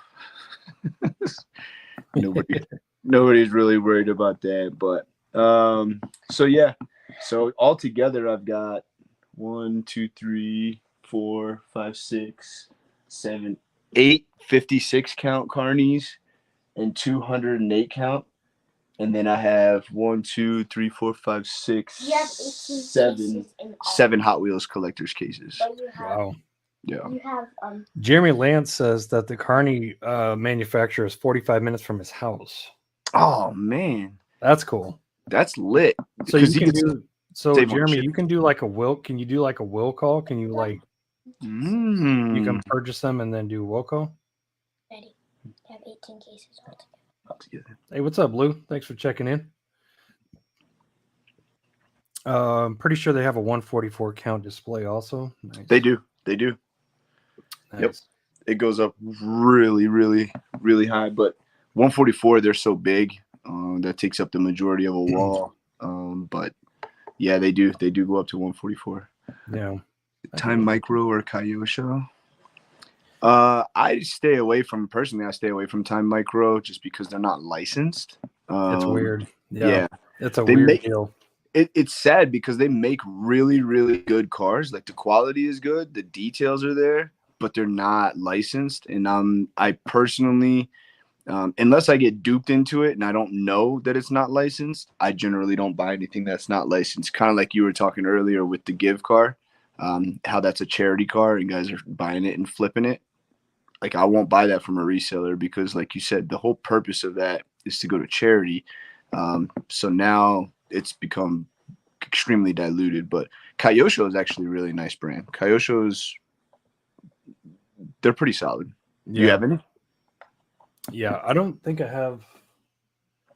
I might have a Kyosho collab, but I don't have any straight Kyoshos. But yeah, Time Micro. I have, I think one. I have one Porsche, and the only reason why I got it is one, it's a Porsche, and for two, it has a Kobe Bryant tribute on it. Nice. So that's the only reason why I got it. But yeah, I started looking into Time Micro and noticing that they had some really funky liveries on some cars that shouldn't have that livery. Dude, Spoon R34s? Spoon R34, yeah. Yikes, bro. Yikes. Yeah. That shit is ultra cringe. In that case, what's up?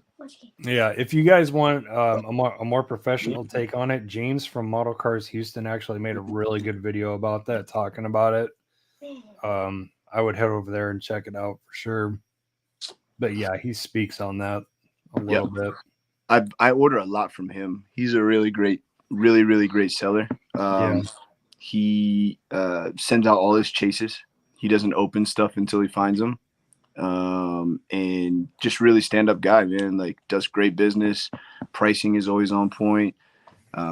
His pre-orders tend to take a little while, but that's kind of out of his control, you know. So, but his price in pre-orders is always lower than anywhere else I look. So, no issues with him. He's a really good guy. You know, now that you mentioned this, Colin, I remember that somebody said that R34 is a real car because they had something against like Honda, so they decided to do something outrageous and put Spoon livery on an R34. Sure. And I know it is. It definitely is a real car. I have seen it. But your point is that it's not licensed. It's correct. Yeah. Like they're not paying anybody for doing that. But that R34 does have like a red Honda emblem on the trunk and everything. Like it's it's crazy, man. Whatever floats your boat, man. Like, why would you do that? Why would you do that, especially to an R34 again? I don't know. So 108 is 120 and 144 is 150. Not too bad. That's definitely workable. In the bottom case, give me the purple R33. Yep, open it. You can pick them up from the manufacturer, and they also do scratch and dent stuff too. Nice. Yellow. Talking about the Carney manufacturer. Nice. Yep. Very nice. Little man's helping me out. So here's this is a Kyosho R33 400R. So it's got pretty good detail to it. It's not terrible. Let's see if I can get a little bit more light on it. Yeah, that's nice. That does look really good. Rolls. Just like factory. Yeah. Lensed headlights. No painted tails. Lens tails. It's got a little bit of exhaust detail. Just the... So, yeah, Kyosho is a good brand. I like Kyoshos. Are you amazed by how much the 1/1 scale of that car costs? Dude, insane. Like $1 million plus, if that, or if not more. Yeah. Crazy. And I think the Midnight Purple is the most rare, right? That's I think there's only 1 out of 40 of those. I think the rest are all other colors. One of them, there's only one color, or there's one color that they only made 1 of, and there's only 40 that were made, and only 38 got registered. So I think Nismo has 1 and Nissan has 1, and then the rest were all sold to customers or crazy. Yeah. It's a sick car. Just give me an R33 GTR-V spec for like 70 or 80 grand. I'm good with that. Yes, sir. Yes, sir. No, I would love a GTR. You know, now that more and more cars are being imported due to the 25-year rule, I'm looking at all kinds of stuff out here, man. They got Evos. They got, you know, I would do the S15. I would do a S15. I would do an Accord Euro R, like a 96 to 2000 body style, SIRT or something like that. Yep, I remember seeing some of those. Those are slept on. A lot of people don't know about those. They are, and they're only the places I was looking at them. You can import them for like 12 to 15, which is super reasonable, you know. Yeah, and I'll admit I've been looking at a lot of S15s as well. Spec R, solid 25 grand. Yep. Like, okay, I'm in. I would sell my whole collection to buy one of those. Yeah. Yeah, me too. So, all right, bud, you going to bed? Love you. Come on, bud. Nice, Skip. Which Kyosho did you get? Say peace. Tell everybody peace. Hi. he's got bedtime. Mom's coming in, giving the eye, and he's supposed to be in bed, and he's trying to come in here and harbor and hide out. He's about to get me in trouble because he knows we're talking diecast. Yes, sir. Yes, sir. And Dad's on TV. There we go. Right. But what was it? You said somebody asked a question. Oh no, I just Skip said that Bryant from Metalhead got him his first Kyosho, and I was asking him which one he got. But while we wait for the answer for that, why don't you give us a little history on your diecast for those? I think you went over this the first time that you were on open discussion. But just for those who haven't heard, like how long you've been doing it, what got you into it? So I was buying cars for him just when I would go to the store and stuff. Wasn't into collecting per se. Just if I went to the grocery store, went to Walmart, and saw something that was cool, I grabbed it for him. He was born in 2015, so probably about age 3 was when I started buying them for him. And then one day I found I was in the store and there was a DC2 Integra with the Tane livery, and I was like, "What?" And I looked at it and I was like, "All right, I'm gonna have to grab this one for myself." And yeah, the rest is history, man. Like I haven't looked back. That was probably I don't know. Do you remember when that car came out? Maybe like 2017, 2018? Yeah, I think you're right. Because which one was the first one to come out? I think it wasn't the teen ones. It was a white one, wasn't it? Well, yeah, white with like the skulls and the print on it, I think. Is that I think that one came after the teens, but I think they had Oh, you're right. White with the headlight and tail light full details. Yeah, and then I think they came out with the yellow one too, right? Yep. Yeah. So those two, and then man, look, after I saw that, I said, wow. So it started slow, and then I would just kind of buy one or two cars here and there, nothing serious. And then I discovered pages on Facebook, and that was just the end of it, man. Like I'm buried in cars now. You're like, crap. Now I'm into 1.1s and 1.64. Crap. That was me. Yeah, absolutely, man. So I guess about 2019 was when it really just kind of took off, and I started going to toy shows and like I said, getting an RLC membership, searching for cars online, buying cars on eBay. And of course, like most people when they first start, I was in it kind of for the wrong reasons, like looking at things and like, oh, these go for this and blah, blah, blah. Like I love the cars, but then I was going after things and just buying any and everything. And then I just was like, dude, this is crazy. Like I can only purchase what I really, really like. And so mainlines, I pretty much quit buying. I'll only buy a mainline if it has full details and it's something that fits my criteria, JDM, Honda, something like that. And then I just kind of stick to premiums and RLCs. But now I'm branching out into other diecasts, I guess, what do you want to call it? Premium, high end.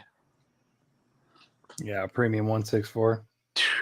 And yeah, now A lot of people think that you're talking about premium Hot Wheels when you say that, but yeah, no, we're not. Yeah. There's premium Hot Wheels and then there's premium 164. So Yep. I have 356 count cases that are filled with just Innos, Tarmacs, Kyosho, Timothy and Pierre, Ignition, stuff like that. That's it. That's all that's in those. I don't mix them. All my Hot Wheels stay with Hot Wheels. It's like, and do I need what? No, I'm good right now. But give me the bag. good bit. Seriously, when you get in trouble, bro. Okay. Yeah, I'll come in. So you go to bed, Dad might buy you a Hot Wheel tomorrow. Right? He's got a pile. So the other night, I guess it was about 2, maybe 3 weeks ago, I went out on a Sunday, hit a Walmart, and pallets were out. There was 23 cases of Spectacolor on the pallet. Wow. And I was like, whoa. So when I walked up, I didn't even realize how many cases were actually on the pallet. I just saw premium cases. So I started cracking them. Well, the first one I pull off, it's sealed. So I cut it. I look in, it's a full complete set, no chase. So I'm like, all right, cool, no big deal. So then I picked the box up to move it off the pallet. There's one underneath. And as I pick it up, the bottom opens. So somebody had cut it and then flipped it and put it upside down on the pallet. So I'm like, sweet, late to the party again, story of my life. So I keep going through them, and then I hit one that's not opened on either side. So I'm like, okay, so maybe somebody didn't go through all these. So I just start opening them. 23 cases, 4 chases. Wow. So kind of like your homeboy, right? 30 cases, 4 chases. But 2 of them had cracked blisters, and then the other 2 I had good blisters on. So I kept the one for myself. A good friend of mine who's actually in the live stream, or he was earlier, his name's Bill. I gave one to him because he hooked me up with a race day chase. He found one out hunting, and he called me up. He's like, you got this? I said, no, I haven't found that one yet. And he's like, well, you got it now. So so as soon as I found it, I was like, all right, take care of Bill, hook him up. The kid got one of the crack blisters, of course, ripped it immediately. He would have ripped it if it was a good blister or a crack blister, no matter what. He rips everything. Attaboy. And the other crack blister I sent to a buddy in Texas. So occasionally he'll just PayPal me like $50, and he'll just say, put a mystery box. And that's his comment.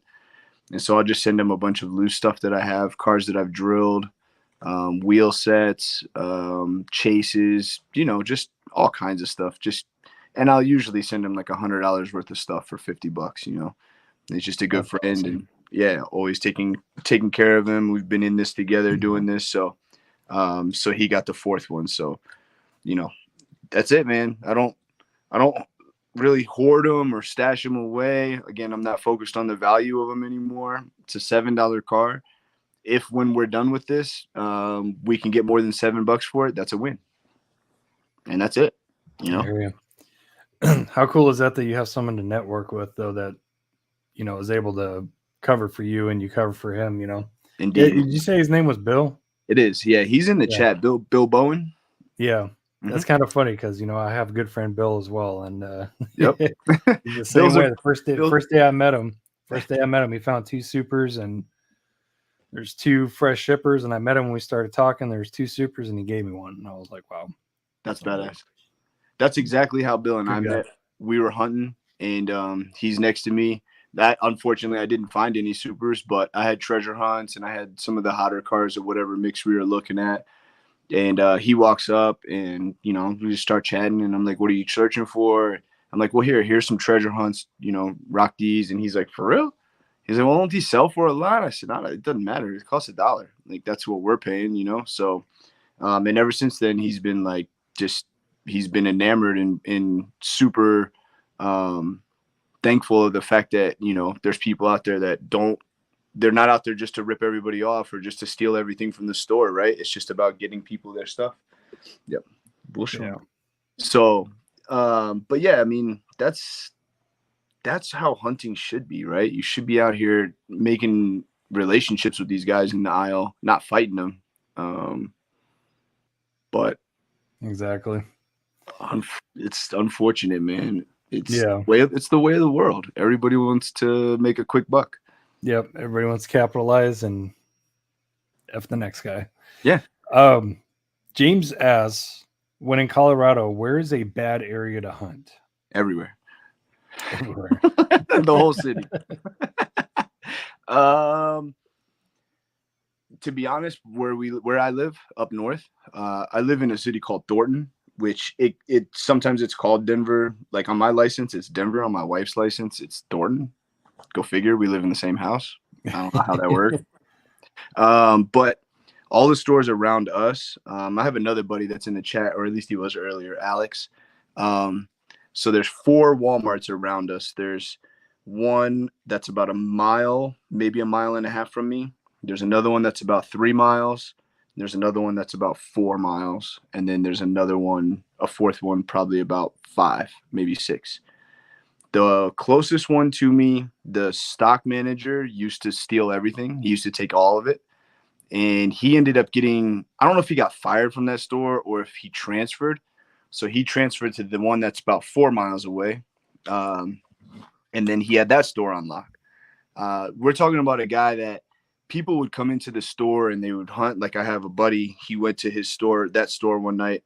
He's got a handful of cars and the guy walks up and knocks the cars out of his hand, like onto the floor. And he's like, this is my store. And dude's like, who the fuck are you? You know what I mean? Like, I don't even know you. Like, so, but he's famous. His name is Hot Wheels Mike. He drives a red Porsche. So everyone knows him. Everyone knows when he's at the store. Just a really, really greedy guy, man. And did he? Yeah. Yeah, Bill knows him. Bill lives down the street from him. And the guy has a lock on the Safeway that in the King Supers that's right across from Bill's house. Like, and so that guy has ins at least 3 out of the 4 Walmarts in my area. The other one is right next door to my buddy Alex. He's real close to that one. But they stopped putting out stuff at night. So now if you don't go at 6, you got to be there at 6 a.m. to get anything. If you can't go at 6, then you don't get anything there. And then the other one would be at 120th and Sheridan. Same thing. They stopped putting stuff out at night.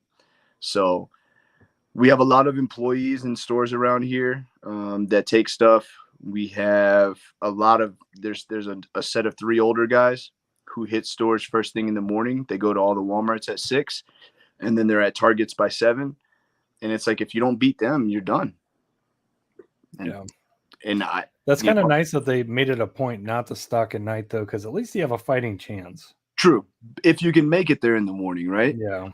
But I've got an 8-year-old who's got to get up for school. So it's not feasible for me to get up at 5:30, drive to Walmart to be there by 6, be back home by 6:30. And then I got to get him ready. And, it's just, yeah, my family's more important than finding Hot Wheels. I'll do it. I'll go out, but I can't be there every morning at open.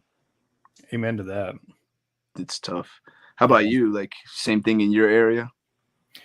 Oh yeah. God, I remember when I got into this hobby, like maybe up to about 3 years ago, 4 years ago, I used to see the same 6 or 7 guys out hunting. Now it's somebody different almost every single time. So I don't know, at least around my parts, I just kind of think the hobby's just gotten overblown and a lot of the wrong people have gotten into it for the wrong reason. Agreed. But it is what it is. That's kind of I'm along the same lines though. I used to be such a diehard diecast hunter, and now I'm just like, yeah, if I find it, I find it. There's always customs, there's always premium 164 now, and yep. Yeah, that's why I always encourage people to take a look into Premium 164 if they haven't. Yeah. There's Bill saying, I got you. Yeah, no, good man. It's a shame because it's, everybody wants to trade based upon potential value, or not trade, but like everybody wants potential value, right? Well, it sells for this on eBay. All right, cool. So it sells for $50 on eBay, whatever we're talking about, right? Whether it's a chase or not. Cool. But after fees and taxes and all that, right? The seller's not really getting $50, right? So if we're going to base off of eBay sales, okay, well then take 25% off of that sold price, and that's what the seller's really getting, right? So that's what, when you talk about what it sold for, cool, but what is the seller reaping? 25% less. Same thing with trades, right? So say you buy, all right, say you buy a chase in the store for $7, right? Premium chase, $7, you're out the door. And okay, a mountain drifter's chase, for example, that chase goes for $250. So then you got a guy who's selling another piece, maybe just for example purposes, we'll say a Datsun 510 Super, right? The new one, the pink one, right? They're selling for like 150. Well, the guy with the Liberty Walk, right, is going to sit there and go, okay, well, I want that Datsun, and I have 5 of these Liberty Walks, but the Datsun only sells for 150 and mine sells for 250. So you need to add something on top of yours in order to make this even. And that's bullshit. You paid $7 for that chase. So now you're basically paying $7 for a 510 Super. That's a steal. And that's a deal on both parts. You know what I mean? Like, I just hate trading based upon potential value. That's if you find somebody that wants to buy it for that price. It's not guaranteed to sell for that price. Yep. That's how you get into those goofballs that are asking for 2 or 3 supers for one super in the released in the same year. And it's like, yeah, it don't work like that, man. No, not at all, man. Anybody who does that, no offense to you, but yeah, you got to stop licking windows and eating paint chips, man. Straight up, dude. Just do an even trade. So anytime I trade, I always trade based upon what I have invested in my item. So I traded for this guy. It's one of my prized possessions, prized come ups. Jason's in the house. What's up, Jason? How you doing, buddy? Okay, seriously, Queen, you need to Desirable go lay prices down. instead of true value. I agree. Jesse, what's up, buddy? Good to see you. Convention? Yes, sir. Okay, so I gave up quite a bit of stuff for this, right? It has the card. It has the original card. It was basically during shipping. So the person I got it from, when he ordered it, it came off the blister during shipping. So the blister was like a clean break. There's no residue left over or anything like that. And so, I mean, loose, that card, $600, you know? I gave up a loose S2000 Super, which I paid, I think I got it for, I want to say $50 maybe. A Liberty Walk chase, the Mountain Drifters chase, which I got for retail, $7. So what? That's 57. And what else did I give him? I gave him the LS Fest hauler, M2. It was when the haulers with the M2s with the no body or no the bedless square body. Yep, that's one nice of those. And what else did I give him? There was one other thing that I had in there, but altogether I had like $200 max invested in everything that I gave him. So it's a no-brainer. You know what I mean? That's really smart. That's really smart to, you know, like you want that convention piece really bad, and what that's going anywhere between $750 to $1,000 right now. Yep. And instead of saying, "Damn, I'm gonna have to give this guy like 6 or 7 like chase pieces," you're like thinking about how much money did I spend for those chases and what am I getting back for it? Yeah, it's a smart way of looking at it. It really is. It's the best, in my opinion. You'll get the most for your dollar that way, right? But if you're out here and you're greedy, trying to trade up, or you always got to get more value than what you paid, you'll lose every time. Let me play. Yeah. Okay. I'll come get you. Good night, kiddo. Say peace. Tell everybody else bye. Next time we do a live stream, you'll be on. We'll do an interview with him. Yep. No. He said no. He want to be on. He want to be on until he gets on, and then he's like, nah, I'm good. Yeah. But yeah, so yeah, well, I'll show him. So this guy I did that with, and then I also did it with the yellow S2000 convention as well. Again, two pieces that I just really had to have, but I wasn't about spending $700 to $1,000 for it. So how can I get it? By giving up what I have and what I have invested. Yeah. I wish more people thought like that, because there'd be a lot more good trades going around, you know. Damn, that's crazy. Jason said, I have a local idiot selling a super that has mainline rear wheels, so it's an error. What? It's a wheel error for $800. I don't care what super that is. Like, Yeah. But see, that's the thing though, is that a lot of people clown on people that are into like errors and stuff, but some people are so about that. And I think it's cool. It's cool, but yeah, some of these guys will go to just extreme measures for this, for like errors and, you know, missed tampos or missing tampos or card errors. It's crazy. If you pull one from a store, cool. I personally can't justify paying you more than retail for something that isn't even at a retail status, right? Like, they messed up on it. It's an error. It's wrong. It has the wrong parts. It's missing stuff. But somehow I can't justify giving more. I do have a pretty cool NSX error super. It's just packaged backwards, just packaged to the left instead of to the right. Simple little error. Yeah. Says he wants to see if someone would pay that. So wrong. Or try to trade a chase for it. Yeah, Alex, that's true too. You can fake errors. A lot of people figure out how to fake errors. True. Yeah, you can remove the blister with acetone, and not even 9 out of 10 people won't even know. Yeah. So yeah, that's crazy. So again, I think you talked about this. What caught your eye after your like the Hot Wheels craze kind of solidified itself? What really caught your eye for like premium 164 stuff?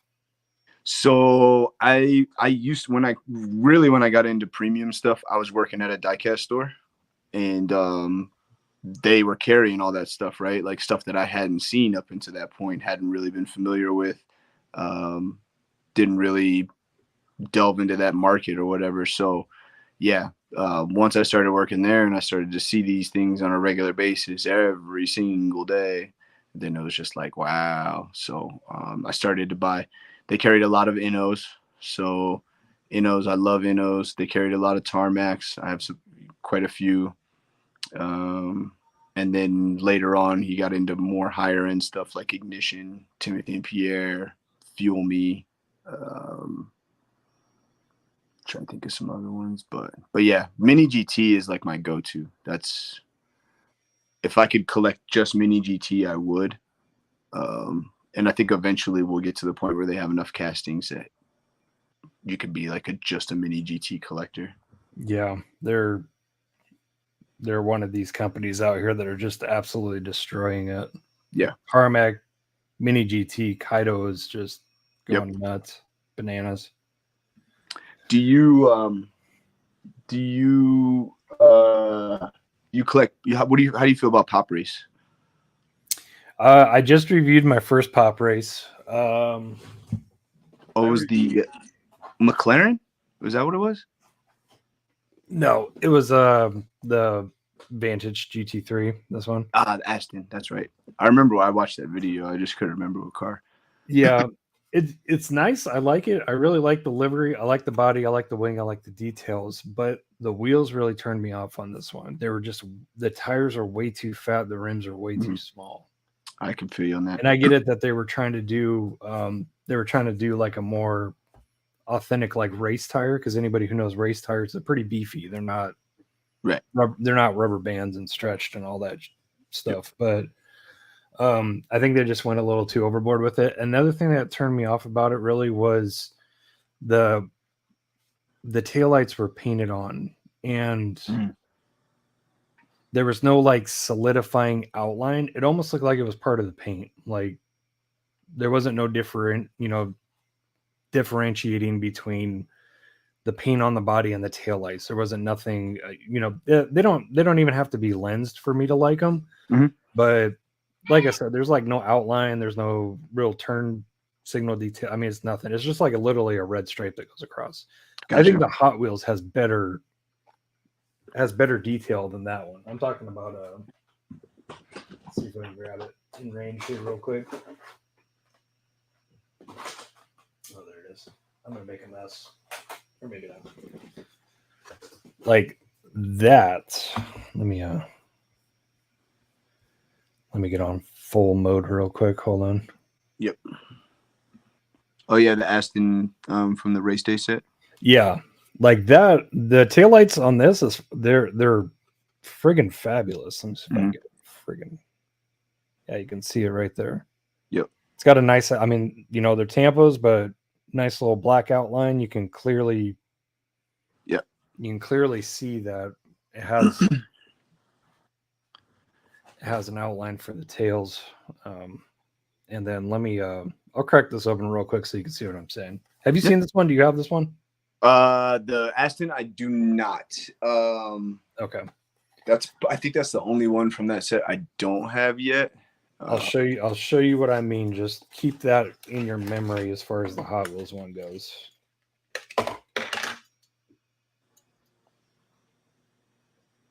Okay.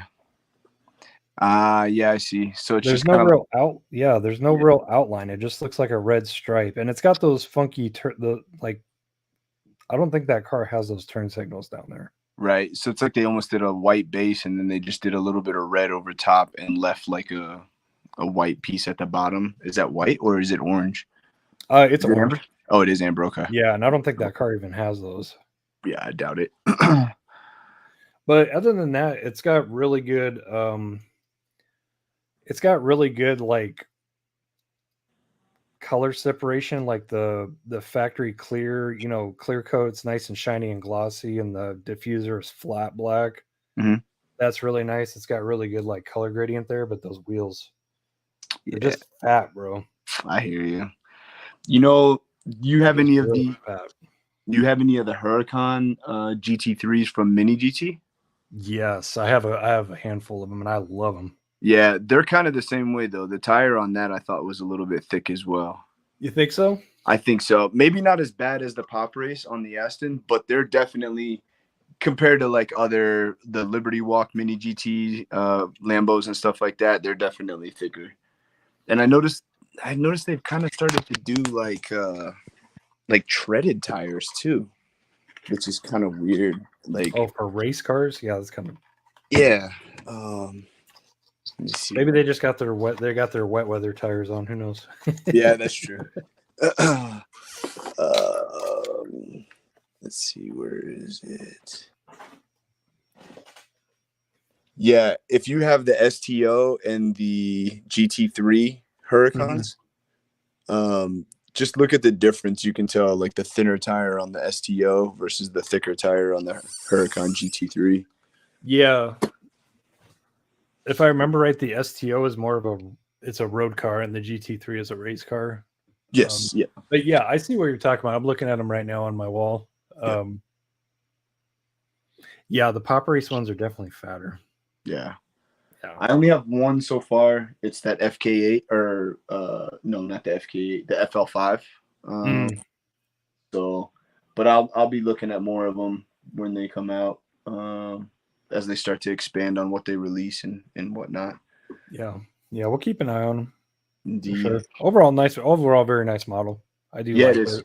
It is definitely a good quality. I think they're really close to Mini GT as far as quality wise. I agree with that 100%. What's up, Joey? How's it going, man? James is asking Southeast Denver, like good place to hunt. To be honest, let me think. Southeast Denver. Yeah, I mean, there's a store down there that a lot of people pull from, Southlands Walmart, but a lot of people pull from there. So, it's If you really want the best place in Colorado, it's going to be in the mountains. But it's a pain, right, to get all the way up there. And there's not very many stores. You know, there's a store in Evergreen. Then you get up into like Breckenridge and Vail, and you've got one, maybe two stores up in those cities. But you're talking about a really long drive to hit one or two, maybe three stores. Like when I've watched your videos where you take your road trips and whatnot, and, you know, you're driving 2 hours out. That's one thing when you're on flat land, but when you go up in the mountains, man, like it's a lot of wear and tear on the car, brakes and all that kind of stuff. So I personally will only go to the mountains if I'm taking a trip that direction. I'll stop at some stores or whatever. But yeah, I got to imagine it's not too fun getting up there this time of year either. So yeah. What did he say? Man, this audio sounds like we are in a store taking care of clients. Can you not hear me well? I'm on my cell phone, so that's my apologies. That's probably mine. Yeah, I can hear you fine. Okay. You might be talking about me too. I don't know. Word up. I had to slap something together because, yeah, like I said, my computer bricked last week when we were supposed to do this, and I'm on my laptop now, and I got a bunch of adapter cords for my mic and all that stuff. Whatever you got to do, however you get it done. Got to make it work. Balling on a budget. Indeed. So what? So this I didn't really know about you. I think I knew you had a couple of Porsches, but what are some of your favorite Porsche models out there? I'm just curious. Let's see. I've got my lighting in my room sucks, so I apologize, guys. But no worries. So I've got the white. This is a white ignition RWB here. Can you guys see this or not? I don't know. You can see it a little bit. So is that better? Is that a little bit more light on it? Yeah. Take this down too. I'm trying to think if I got a flashlight somewhere. I don't. But I got this white RWB. So pretty much RWBs is where I'm at with Porsches. That's like my favorite stuff. Or Liberty Walk, wide body stuff. But I have a pretty good selection. This is a Fuel Me. And I think this one is resin, yeah. I love Fuel Me. Yep. Yeah, really, they are resin. Yep, good quality. And they roll too. Yeah, this one doesn't. I guess because it's a wide body, because it's the RWB. But really? Weird. Yeah, unfortunately. I might have to loosen it, like maybe loosen the screws a little bit to take some pressure off. Mini GT are GT2 RS Y-Shock editions. I have the white, the blue, and the black. Love that model. Super, super cool. This is the N064 Liberty Walk Porsche. And then this is the Timothy and Pierre. And I've got a Carrera down here. A Carrera Targa, or yeah, I guess it's a Targa. That's a Mini GT. I've got both of the roughs in Mini GT, CTR1, CTR2. Regular Carrera. I think it's a Carrera S, Turbo S, GT3 Touring, and then the blue GT3. And then I've only got one taken right now. Nice. So that's that. And then Hot Wheels, I've got... Alex Martinez is asking if you have the RWB RLC. I do, but it's sealed. I haven't taken it out of the case yet. Yeah. So I'm there he is. Mainly, I do want to get a loose one, but I'm afraid to spend $300 on them now because those rubber bands, dude, those rubber bands have been on them for like friggin' 4 years now. Mm-hmm. So it's like, dude, when they ruin the paint if you don't take them off. So I don't know if I really want to buy a brand new one and open it, but for now that guy is sealed. Hot Wheels wise, so it starts down here, 944 from Canyon Warriors. I just got a regular yellow Carrera. I see your little swap on the speed machines, so the 992. Yeah, absolutely. Nice. Yep. This is a Matchbox moving parts, Carrera 992. 930 Matchbox moving parts. I swapped that. Wow, that looks good with the Fuchs style wheels. Mm-hmm. Man, And this guy had full deets too, so I was pretty happy about that. So there's that one. 993 Outlaw. I've got this is that red edition that you were just showing. Nice. So I You already did dug into one, man. Look at you. couldn't wait, man. Couldn't wait. I swapped the Matchbox Super Chase Porsche. Couldn't let that one go. This is what, a 997, right? GT3.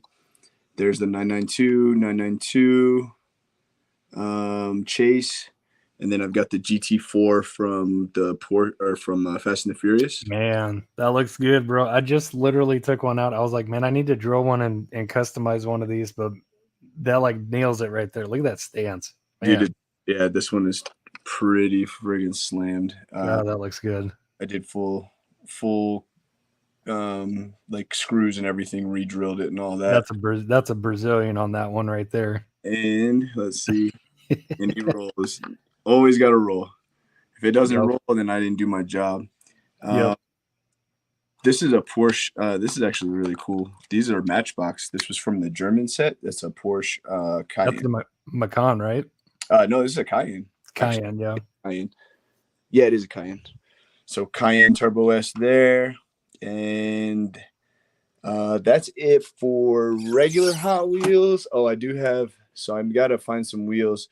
If anybody has an extra loose Corvette K&N Super, the C7Z06, let me know, because I need 4 fronts to swap this guy. This is the older Speed Machines. 996. And I want to swap it, but I got to put something really cool. And so that 997 or the C7Z06 has a black 5-spoke with an orange lip. And I think it would just look perfect on this wheel. But I got to find a couple of those loose supers to drill out and steal the wheels from. I was going to say I got one, but I got it as a body and I threw some makeshift wheels on it. Okay. Gotcha. Yeah. I personally, like I said, I'll chop up anything, man. I don't care. If it has wheels that I need on it, I'll chop it up. No big deal. I really will. It's a running joke between all me and all my friends. They're like, dude, you fucking chop everything. Yeah, man, let's do it. So then Porsches, this will be the last of my Porsches. So these, I don't know if you can see very well. It's kind of I see that 930. 930 with which wheels did you put on there? Sakura BBS LMs. Oh, okay. Nice. So, yeah. Damn, that looks good. That guy, and then I have another one of those 930 moving parts. Same thing on this one. So that has those are work Meisters, I think. Gold faced with the polished lip. See if I can get some better light. Sorry, man. Look at the difference that made compared to the way that it comes. Yeah, no, this is one of my favorites, and of course, definitely. Got to roll, or you didn't do your job. Yep. We got some 143rd RWBs up here too. Obabone, Garuda. I forget what the name of the red one is, and then I got the pink pig livery down there. RWB 143rd. How you like the 143s? I've been looking into those myself. They're nice. They're super dope. Their detail is really, really great. Just sizing, man. It's almost impossible to keep, too many of them because it's just nowhere to store them. Yeah. This guy's super cool. The Garuda, it has the Daikoku Futo in the background for the backdrop. Nice. So that one's that's probably one of my favorites there. I've got the regular premium, the purple premium, and then the RLC. And then the rest of these, I took this guy. Actually, a buddy of mine did this one for me. This was before I was kind of into doing my own. God, I'm backwards on this camera. Oh, man. So that's, yeah. I bet he shaved the living crap out of that one. Actually, the base itself isn't, but the body is. The body. Yeah, because the body hangs down lower than the base. Correct. Yep. That's what gives it its low effect. So it's actually good because you don't have to shave too much, it looks like. He just had to shave the body down. But that's definitely one of my faves, man. And those are, I think those are BBS CHRs maybe, or LMRs. I think they're LMRs. So Man, he did gorgeous. that one. I've got another Carrera here, just a regular basic Carrera with some. I forget what Super style clean. it is. Yeah. So just love it. Good. And again, everything that I do has to have front and rear deets. If it doesn't have it, I won't mess with it. I won't buy it. I won't swap it. I've got the 992 main line. That one's swapped and dropped. BBS LMs on it. See, guys, you don't have to drop them in a stripper. You don't have to be all crazy outlandish to just take a car and just turn it into something totally different, like totally better. And then this is the Porsche 918 Spider that I put some BBS LMs on. Oh, yeah. Man, that looks good. Really, really like this one. This one came out nice. Oh, I forgot. Did you notice that all of the 918, it doesn't matter if it's Hot Wheels or Matchbox. Mhm. If it's a Mattel 918, the front end is higher than the back. I know. It's unfortunate. Yeah, It's annoying. It shows up more on my, I forgot these guys over here. So this case that I was looking in is all Euros. So it starts off with like Mercedes, then BMW, Audi, Porsche, Volkswagen, and then Volvos, and then some random stuff over here. Lotus, Alfa Romeo, Alfa Romeo, Holden, and then I got a Bentley and a Range Rover. Then underneath it is all my exotics. So Lambos, Ferraris, McLarens, Bugattis. But I have a couple Porsches over here too that I forgot about. So I've got the white 918 Spider, or yellow 918 Spider in there. Gray 918. And then I've got Carrera GT swapped. Carrera GT there.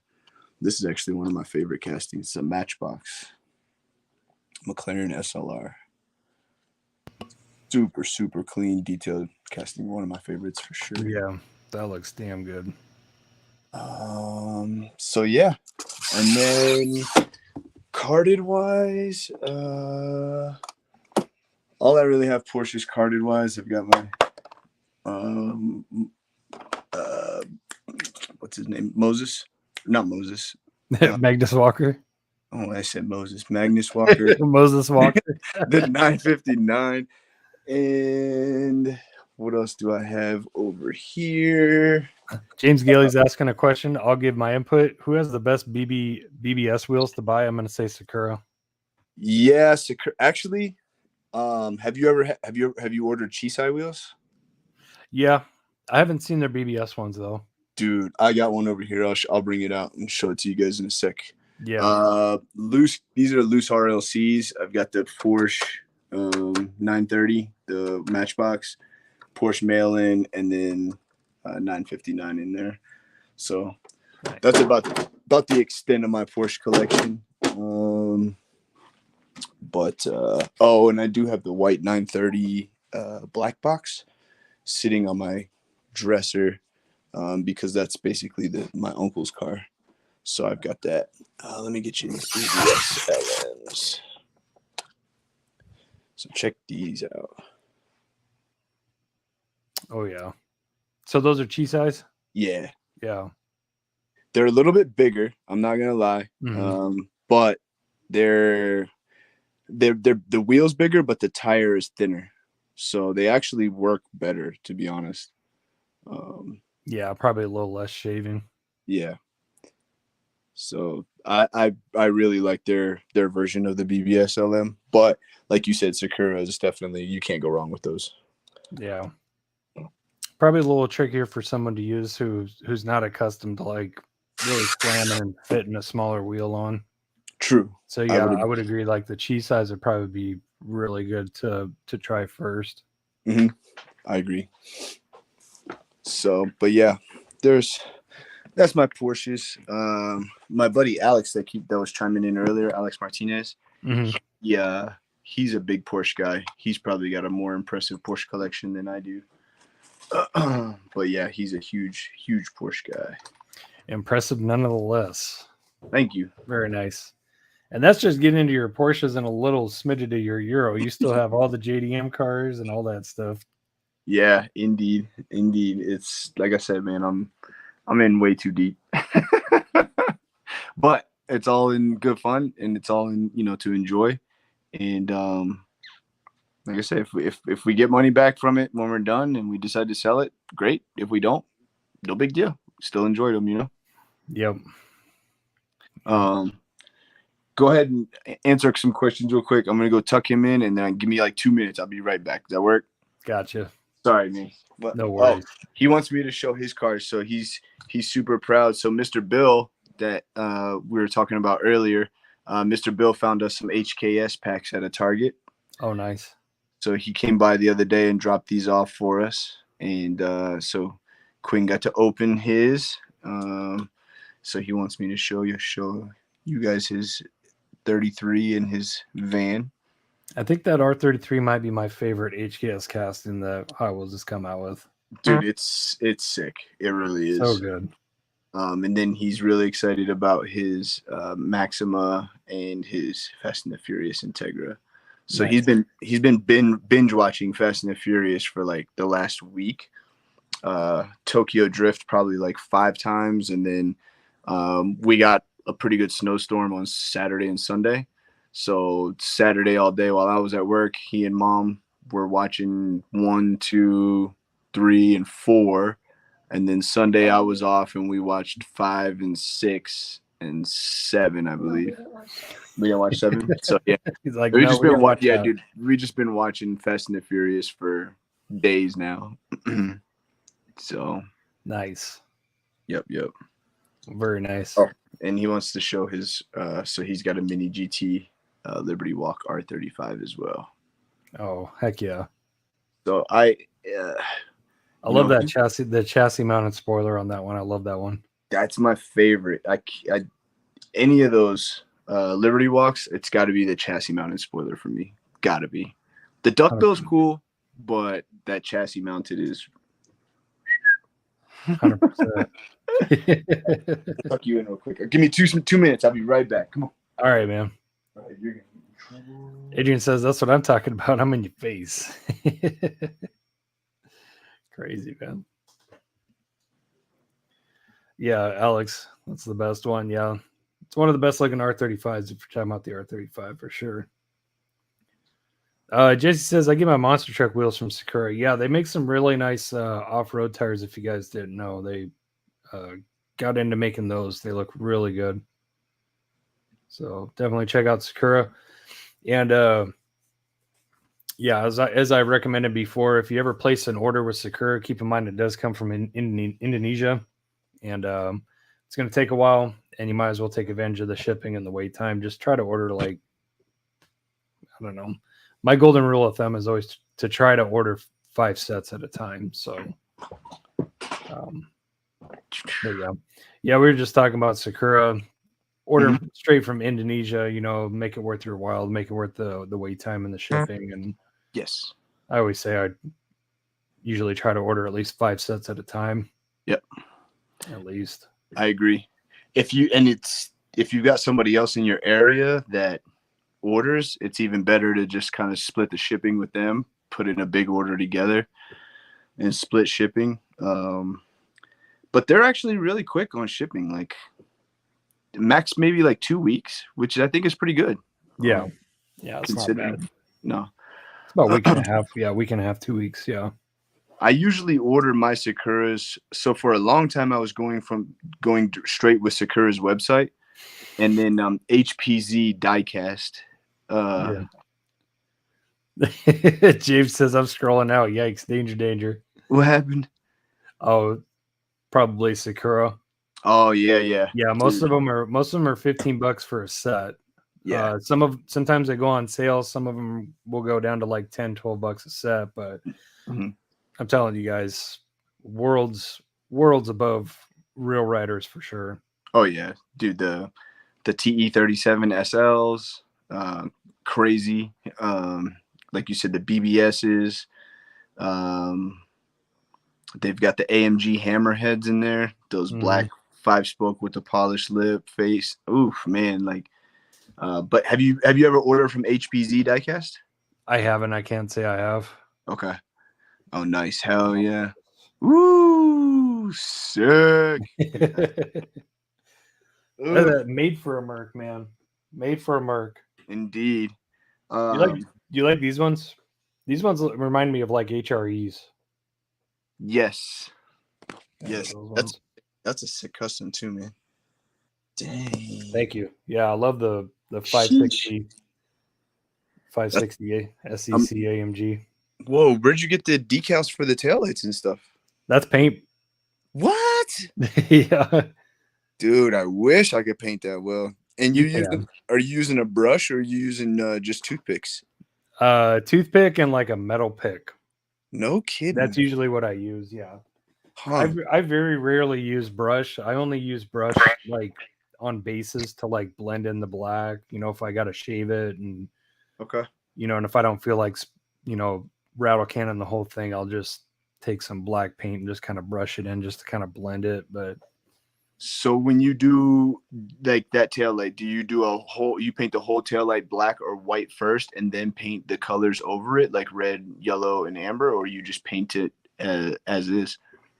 It depends. It depends on what I want it to look like. Like, you know how these have like an old school tail light. Mm-hmm. So there's nothing really fancy about them. So I'll just use Tester's paint. Okay. Tester's tangerine, Tester's red, and white for like the backups. Okay. And then calligraphy pen, usually a Micron 005, just to do outline and. Yeah. So I'll put the paint on first, mm-hmm. and then I'll outline. If I'm doing if it needs like a reverse light or a turn signal, like right in the middle of the red or something. Yeah. Then sometimes I'll paint it all red and then I'll just put those on top. Okay. Or I'll try to leave a little space like unpainted and I'll let the red dry and then I'll come back and fill those in. Okay. And then you use the calligraphy pen to outline. And separate, yeah. Interesting. And you get the calligraphy pens from Hobby Lobby too? Mm-hmm. Okay. Yeah, you can get them in 3-packs. You can get them in assorted 3-packs. You can buy them individually too. I want to say they're like $3 or $3.50 a piece. Okay. Yeah. Best pen ever. No kidding. All right. Yeah. I'll have to look into that. I have testers. I have all the colors. I've got some toothpicks. I've worked on, you know, I've got to figure out how to get the right amount on there so it doesn't glob and it's not super thick and take forever to dry.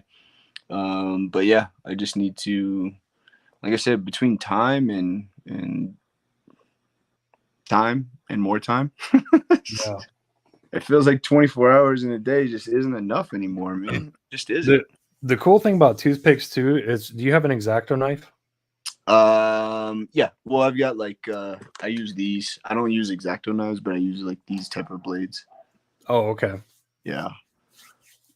You can use that. I'd recommend just getting an X-Acto knife. Okay.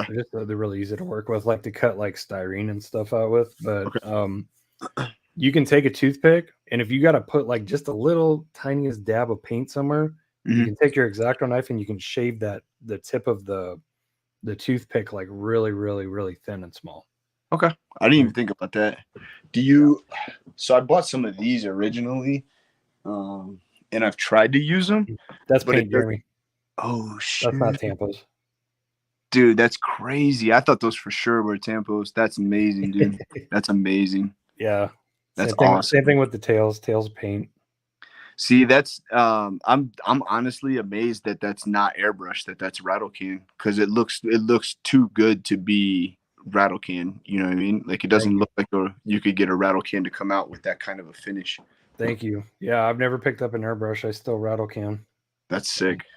But yeah, metal cast for the win. Same thing with that 560 SEC AMG. Yeah, that's rattle can. So that's insane. Metal cast. Yeah, insane. And what are you using for clear? Just gloss? Is it gloss? High gloss or is it gloss? I almost always use Duplicolor 1K clear Okay. gloss. Okay. But they have gloss, they have satin, and then they have pearl too. Okay. I haven't used the pearl yet, but I'm about to. And that's just for the clear coat. Mm-hmm. So it adds a pearl to the clear. Mm-hmm. Yeah, you can get all three of them at O'Reilly's and AutoZone. Interesting. Okay. But see, here's the thing: is that I switched to 1K after Pia from Mad Visions told me about it, and I've used it ever since. But before then, occasionally I'd buy a can of 2K, Mm-hmm. and 2K is the absolute jam. But 1K is a nice substitute. But 1K Duplicolor is getting up there in price. So it's starting to get to the point where like I might just go back to 2K. I might as well, because I mean the price is like right now it's like $3 difference. Really? Yeah. But the only bad thing about 2K is I don't know if you know about 2K. If you still use it in a rattle can method, so Spray Max 2K clear is what I've always used. Okay. There's a plunger down on the bottom of the can. That's your hardener. So when you're ready to use it, you crack it. So you push that plunger in and it releases the hardener into the paint. Okay. And then you shake it up, spray it. Try not to breathe it. It's really, really bad for you. But the thing is that you have to use it up within like 48 hours, because then it begins to congeal and the hardener starts messing it up. So it's like, it kind of sucks because you can't do it on a 1-by-1 basis. You got to do like 5, 6, 7. You could probably even do 10 customs and have them all ready, all the bodies lined out. Okay. And a can will cover all of them. Okay. So basically just paint them up, have them all ready, and then just spray a whole bunch or clear a whole bunch at once. And yeah, then straight up assembly line. How big is the can? Like a 16 ounce or? It's like a regular size can of spray paint, maybe a little bit taller, but not very much bigger. It's like probably about that big, just like your average rattle can. Okay. And you get all yours from for the rattle can and the clear, you get from O'Reilly's or AutoZone? The 1K, yeah. Okay. But the 2K you have to buy online. I haven't found a place that sells it locally in a rattle can format. So gotcha. You can go on like Amazon and type in Spray Max 2K clear. You'll find a bunch. Okay. There's even some sellers that sell it by the case, and it's pricey, but it's like, if you're going to be doing a crap ton of customs, it's almost worth buying like a six pack of them. Gotcha. So, but yeah. Huh. Yeah, when I get closer to that, I'll have to definitely pick your brain a little bit more. You've given me some good insight and good info up until now, though.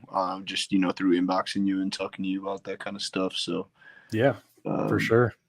I don't know. You can go buy a can and just practice on any kind of casting. Sammy did. Sammy took one of those 992 GT3s, the flat black ones. Mm-hmm. He took it apart and he just cleared it. That's all he did. Looks like a brand new car. It looks like a totally different car. No kidding. Okay.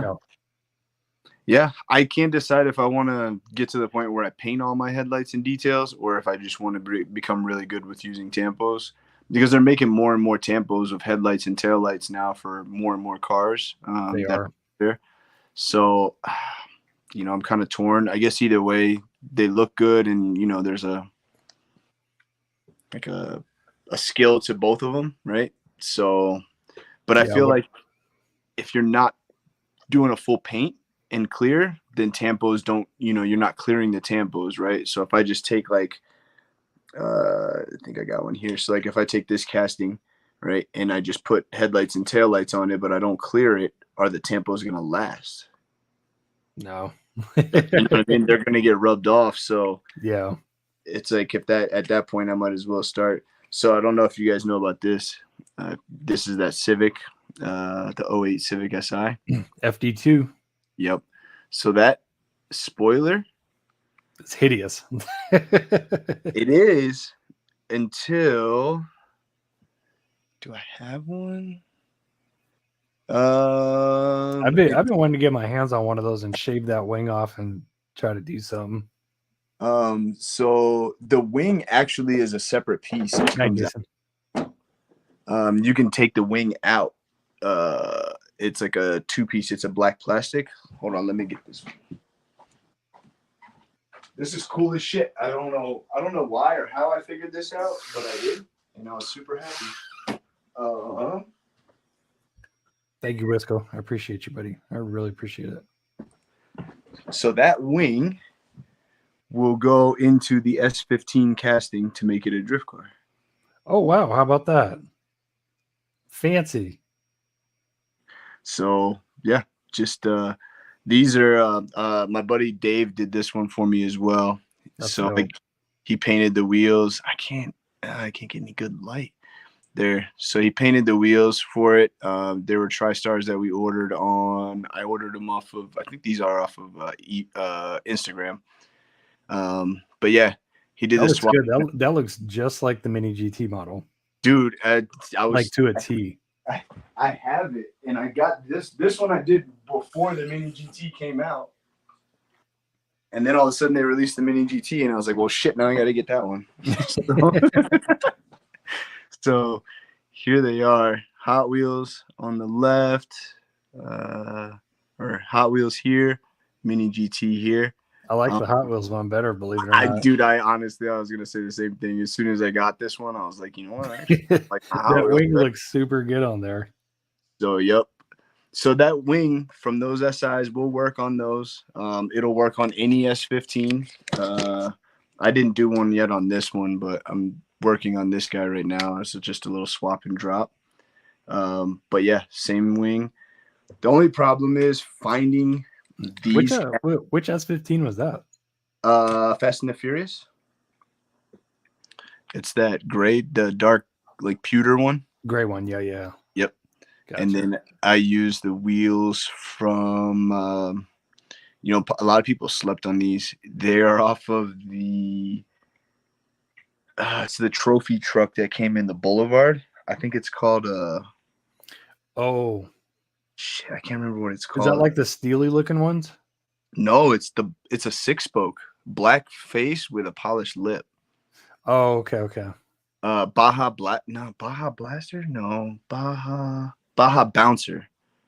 Okay. It came out in the Boulevard set. It's a white truck.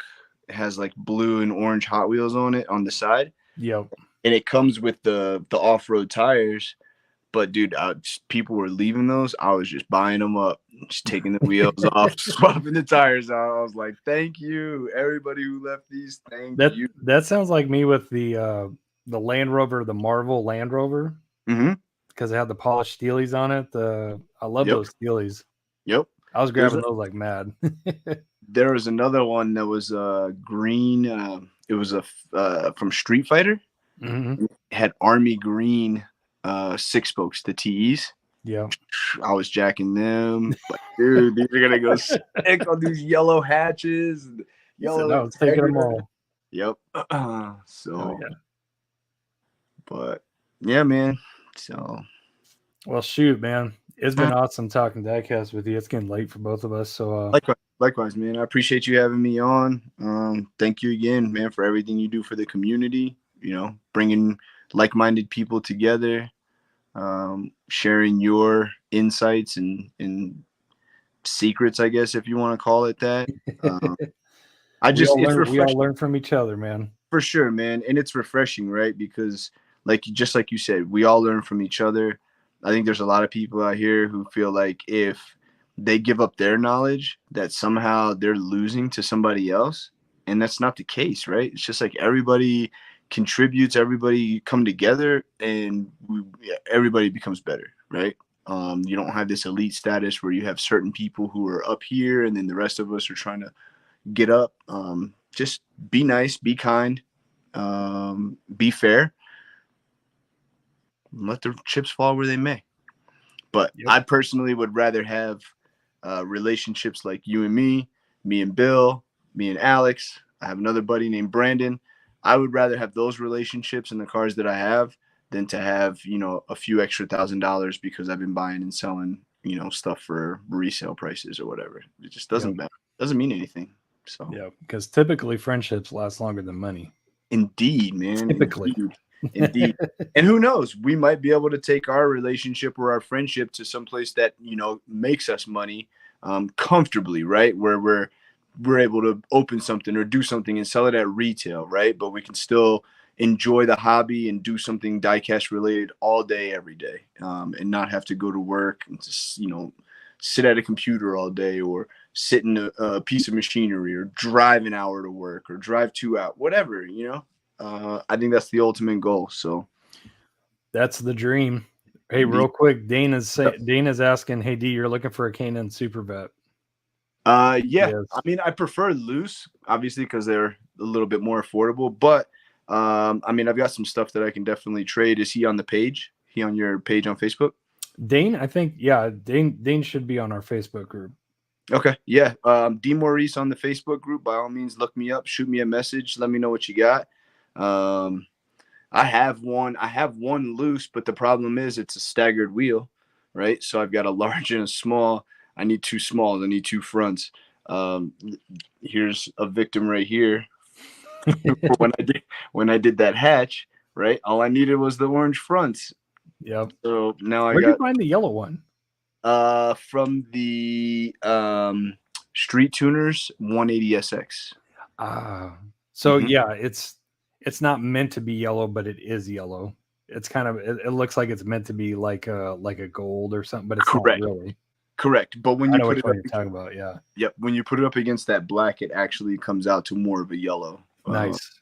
So that's it good. worked out. It was close enough. I got the kiddos here. He's got his wanting to be swapped, and that one is going to get. So as you can see, this is really bad because this is where I work, and I have a bunch of stuff for swaps right here within arm's reach. So you can kind of tell that I may or may not be doing swaps during work. Who knows? I don't know. I ain't gonna tell him. Yeah, I got these guys there. It's Scooby-Doo, right? What's that? Is that off Scooby-Doo? It's kind of like it. I think the Scooby is a 5-spoke maybe or something, but yeah, same style. It's the orange with the yellow lip, and I just dropped one, so now I gotta find. That looks good. So I'm gonna do that one for him here within the next week or so. But yeah, man. Thank you again for having me on. I appreciate it, and I look forward to doing it again and just keeping in touch and keep it moving. Absolutely. I'm gonna plug your IG and your X. Oh, thank you. Appreciate you. Yeah, go ahead. My IG is vocab1216 because when I started it, I was using it for my music, and then I pretty much kind of stopped doing music again because of time. I still do music, but it's just not like a main focus anymore. Yeah, just making beats. Actually rhyming, more of MC. I've made some beats, but my main focus was rhyming and rhyming, recording. I'll inbox you some stuff. I've got a couple of videos on YouTube. I've got some stuff on iTunes. So yeah, I'll shoot you a couple links. Take a look, take a listen, see what you think. Nice. Yeah.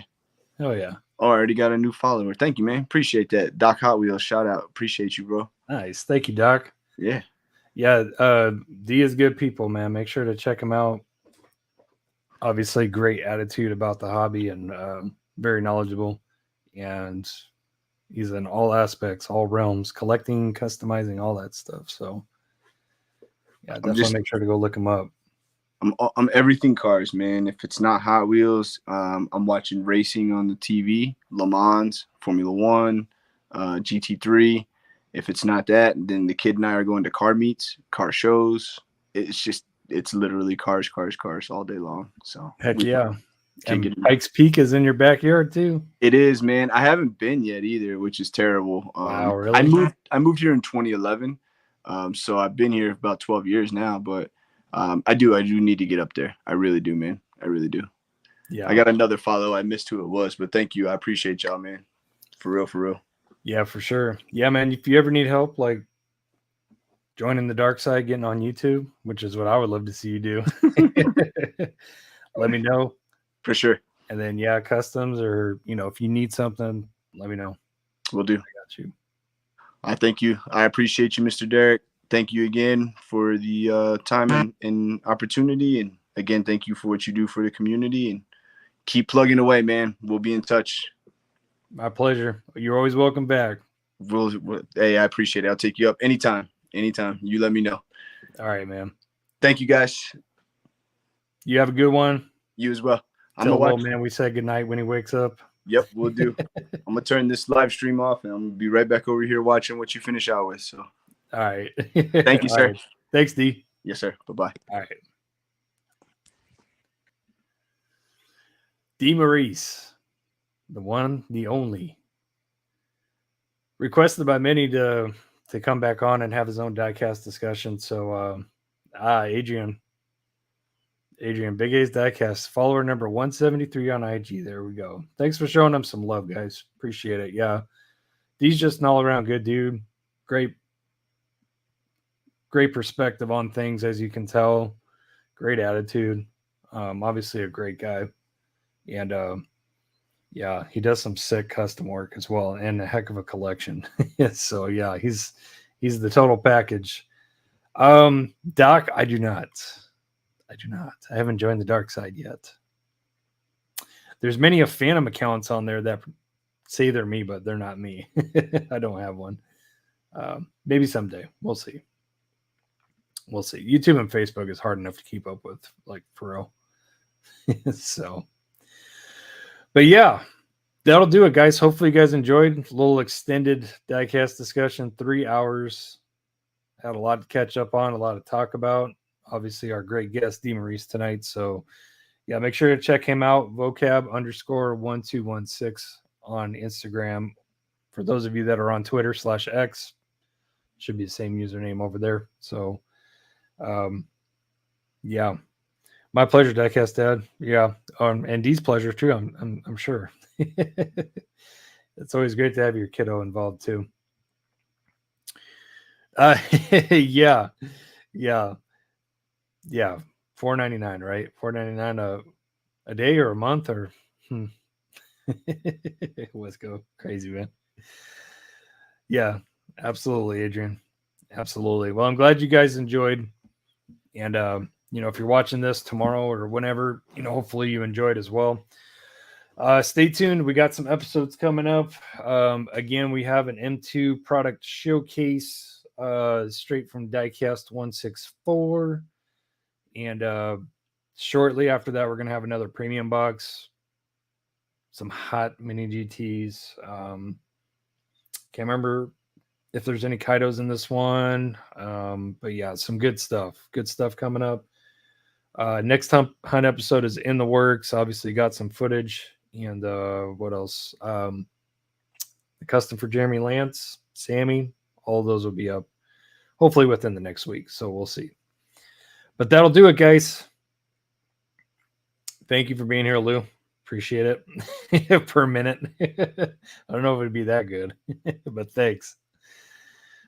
Thanks for tuning in, Lou. Thank you all for tuning in. Really appreciate it. And we will see you hopefully next week. Hopefully no more computer crashes. That would be great. But yeah, daughter's heading to bed, so perfect timing. All right, guys. Happy hunting, happy collecting. And remember, it's about the cars, not the money. Thanks again, Ray. Thanks again for my freebie, Ray. Appreciate it if you ever watch this. We'll see you next time, guys.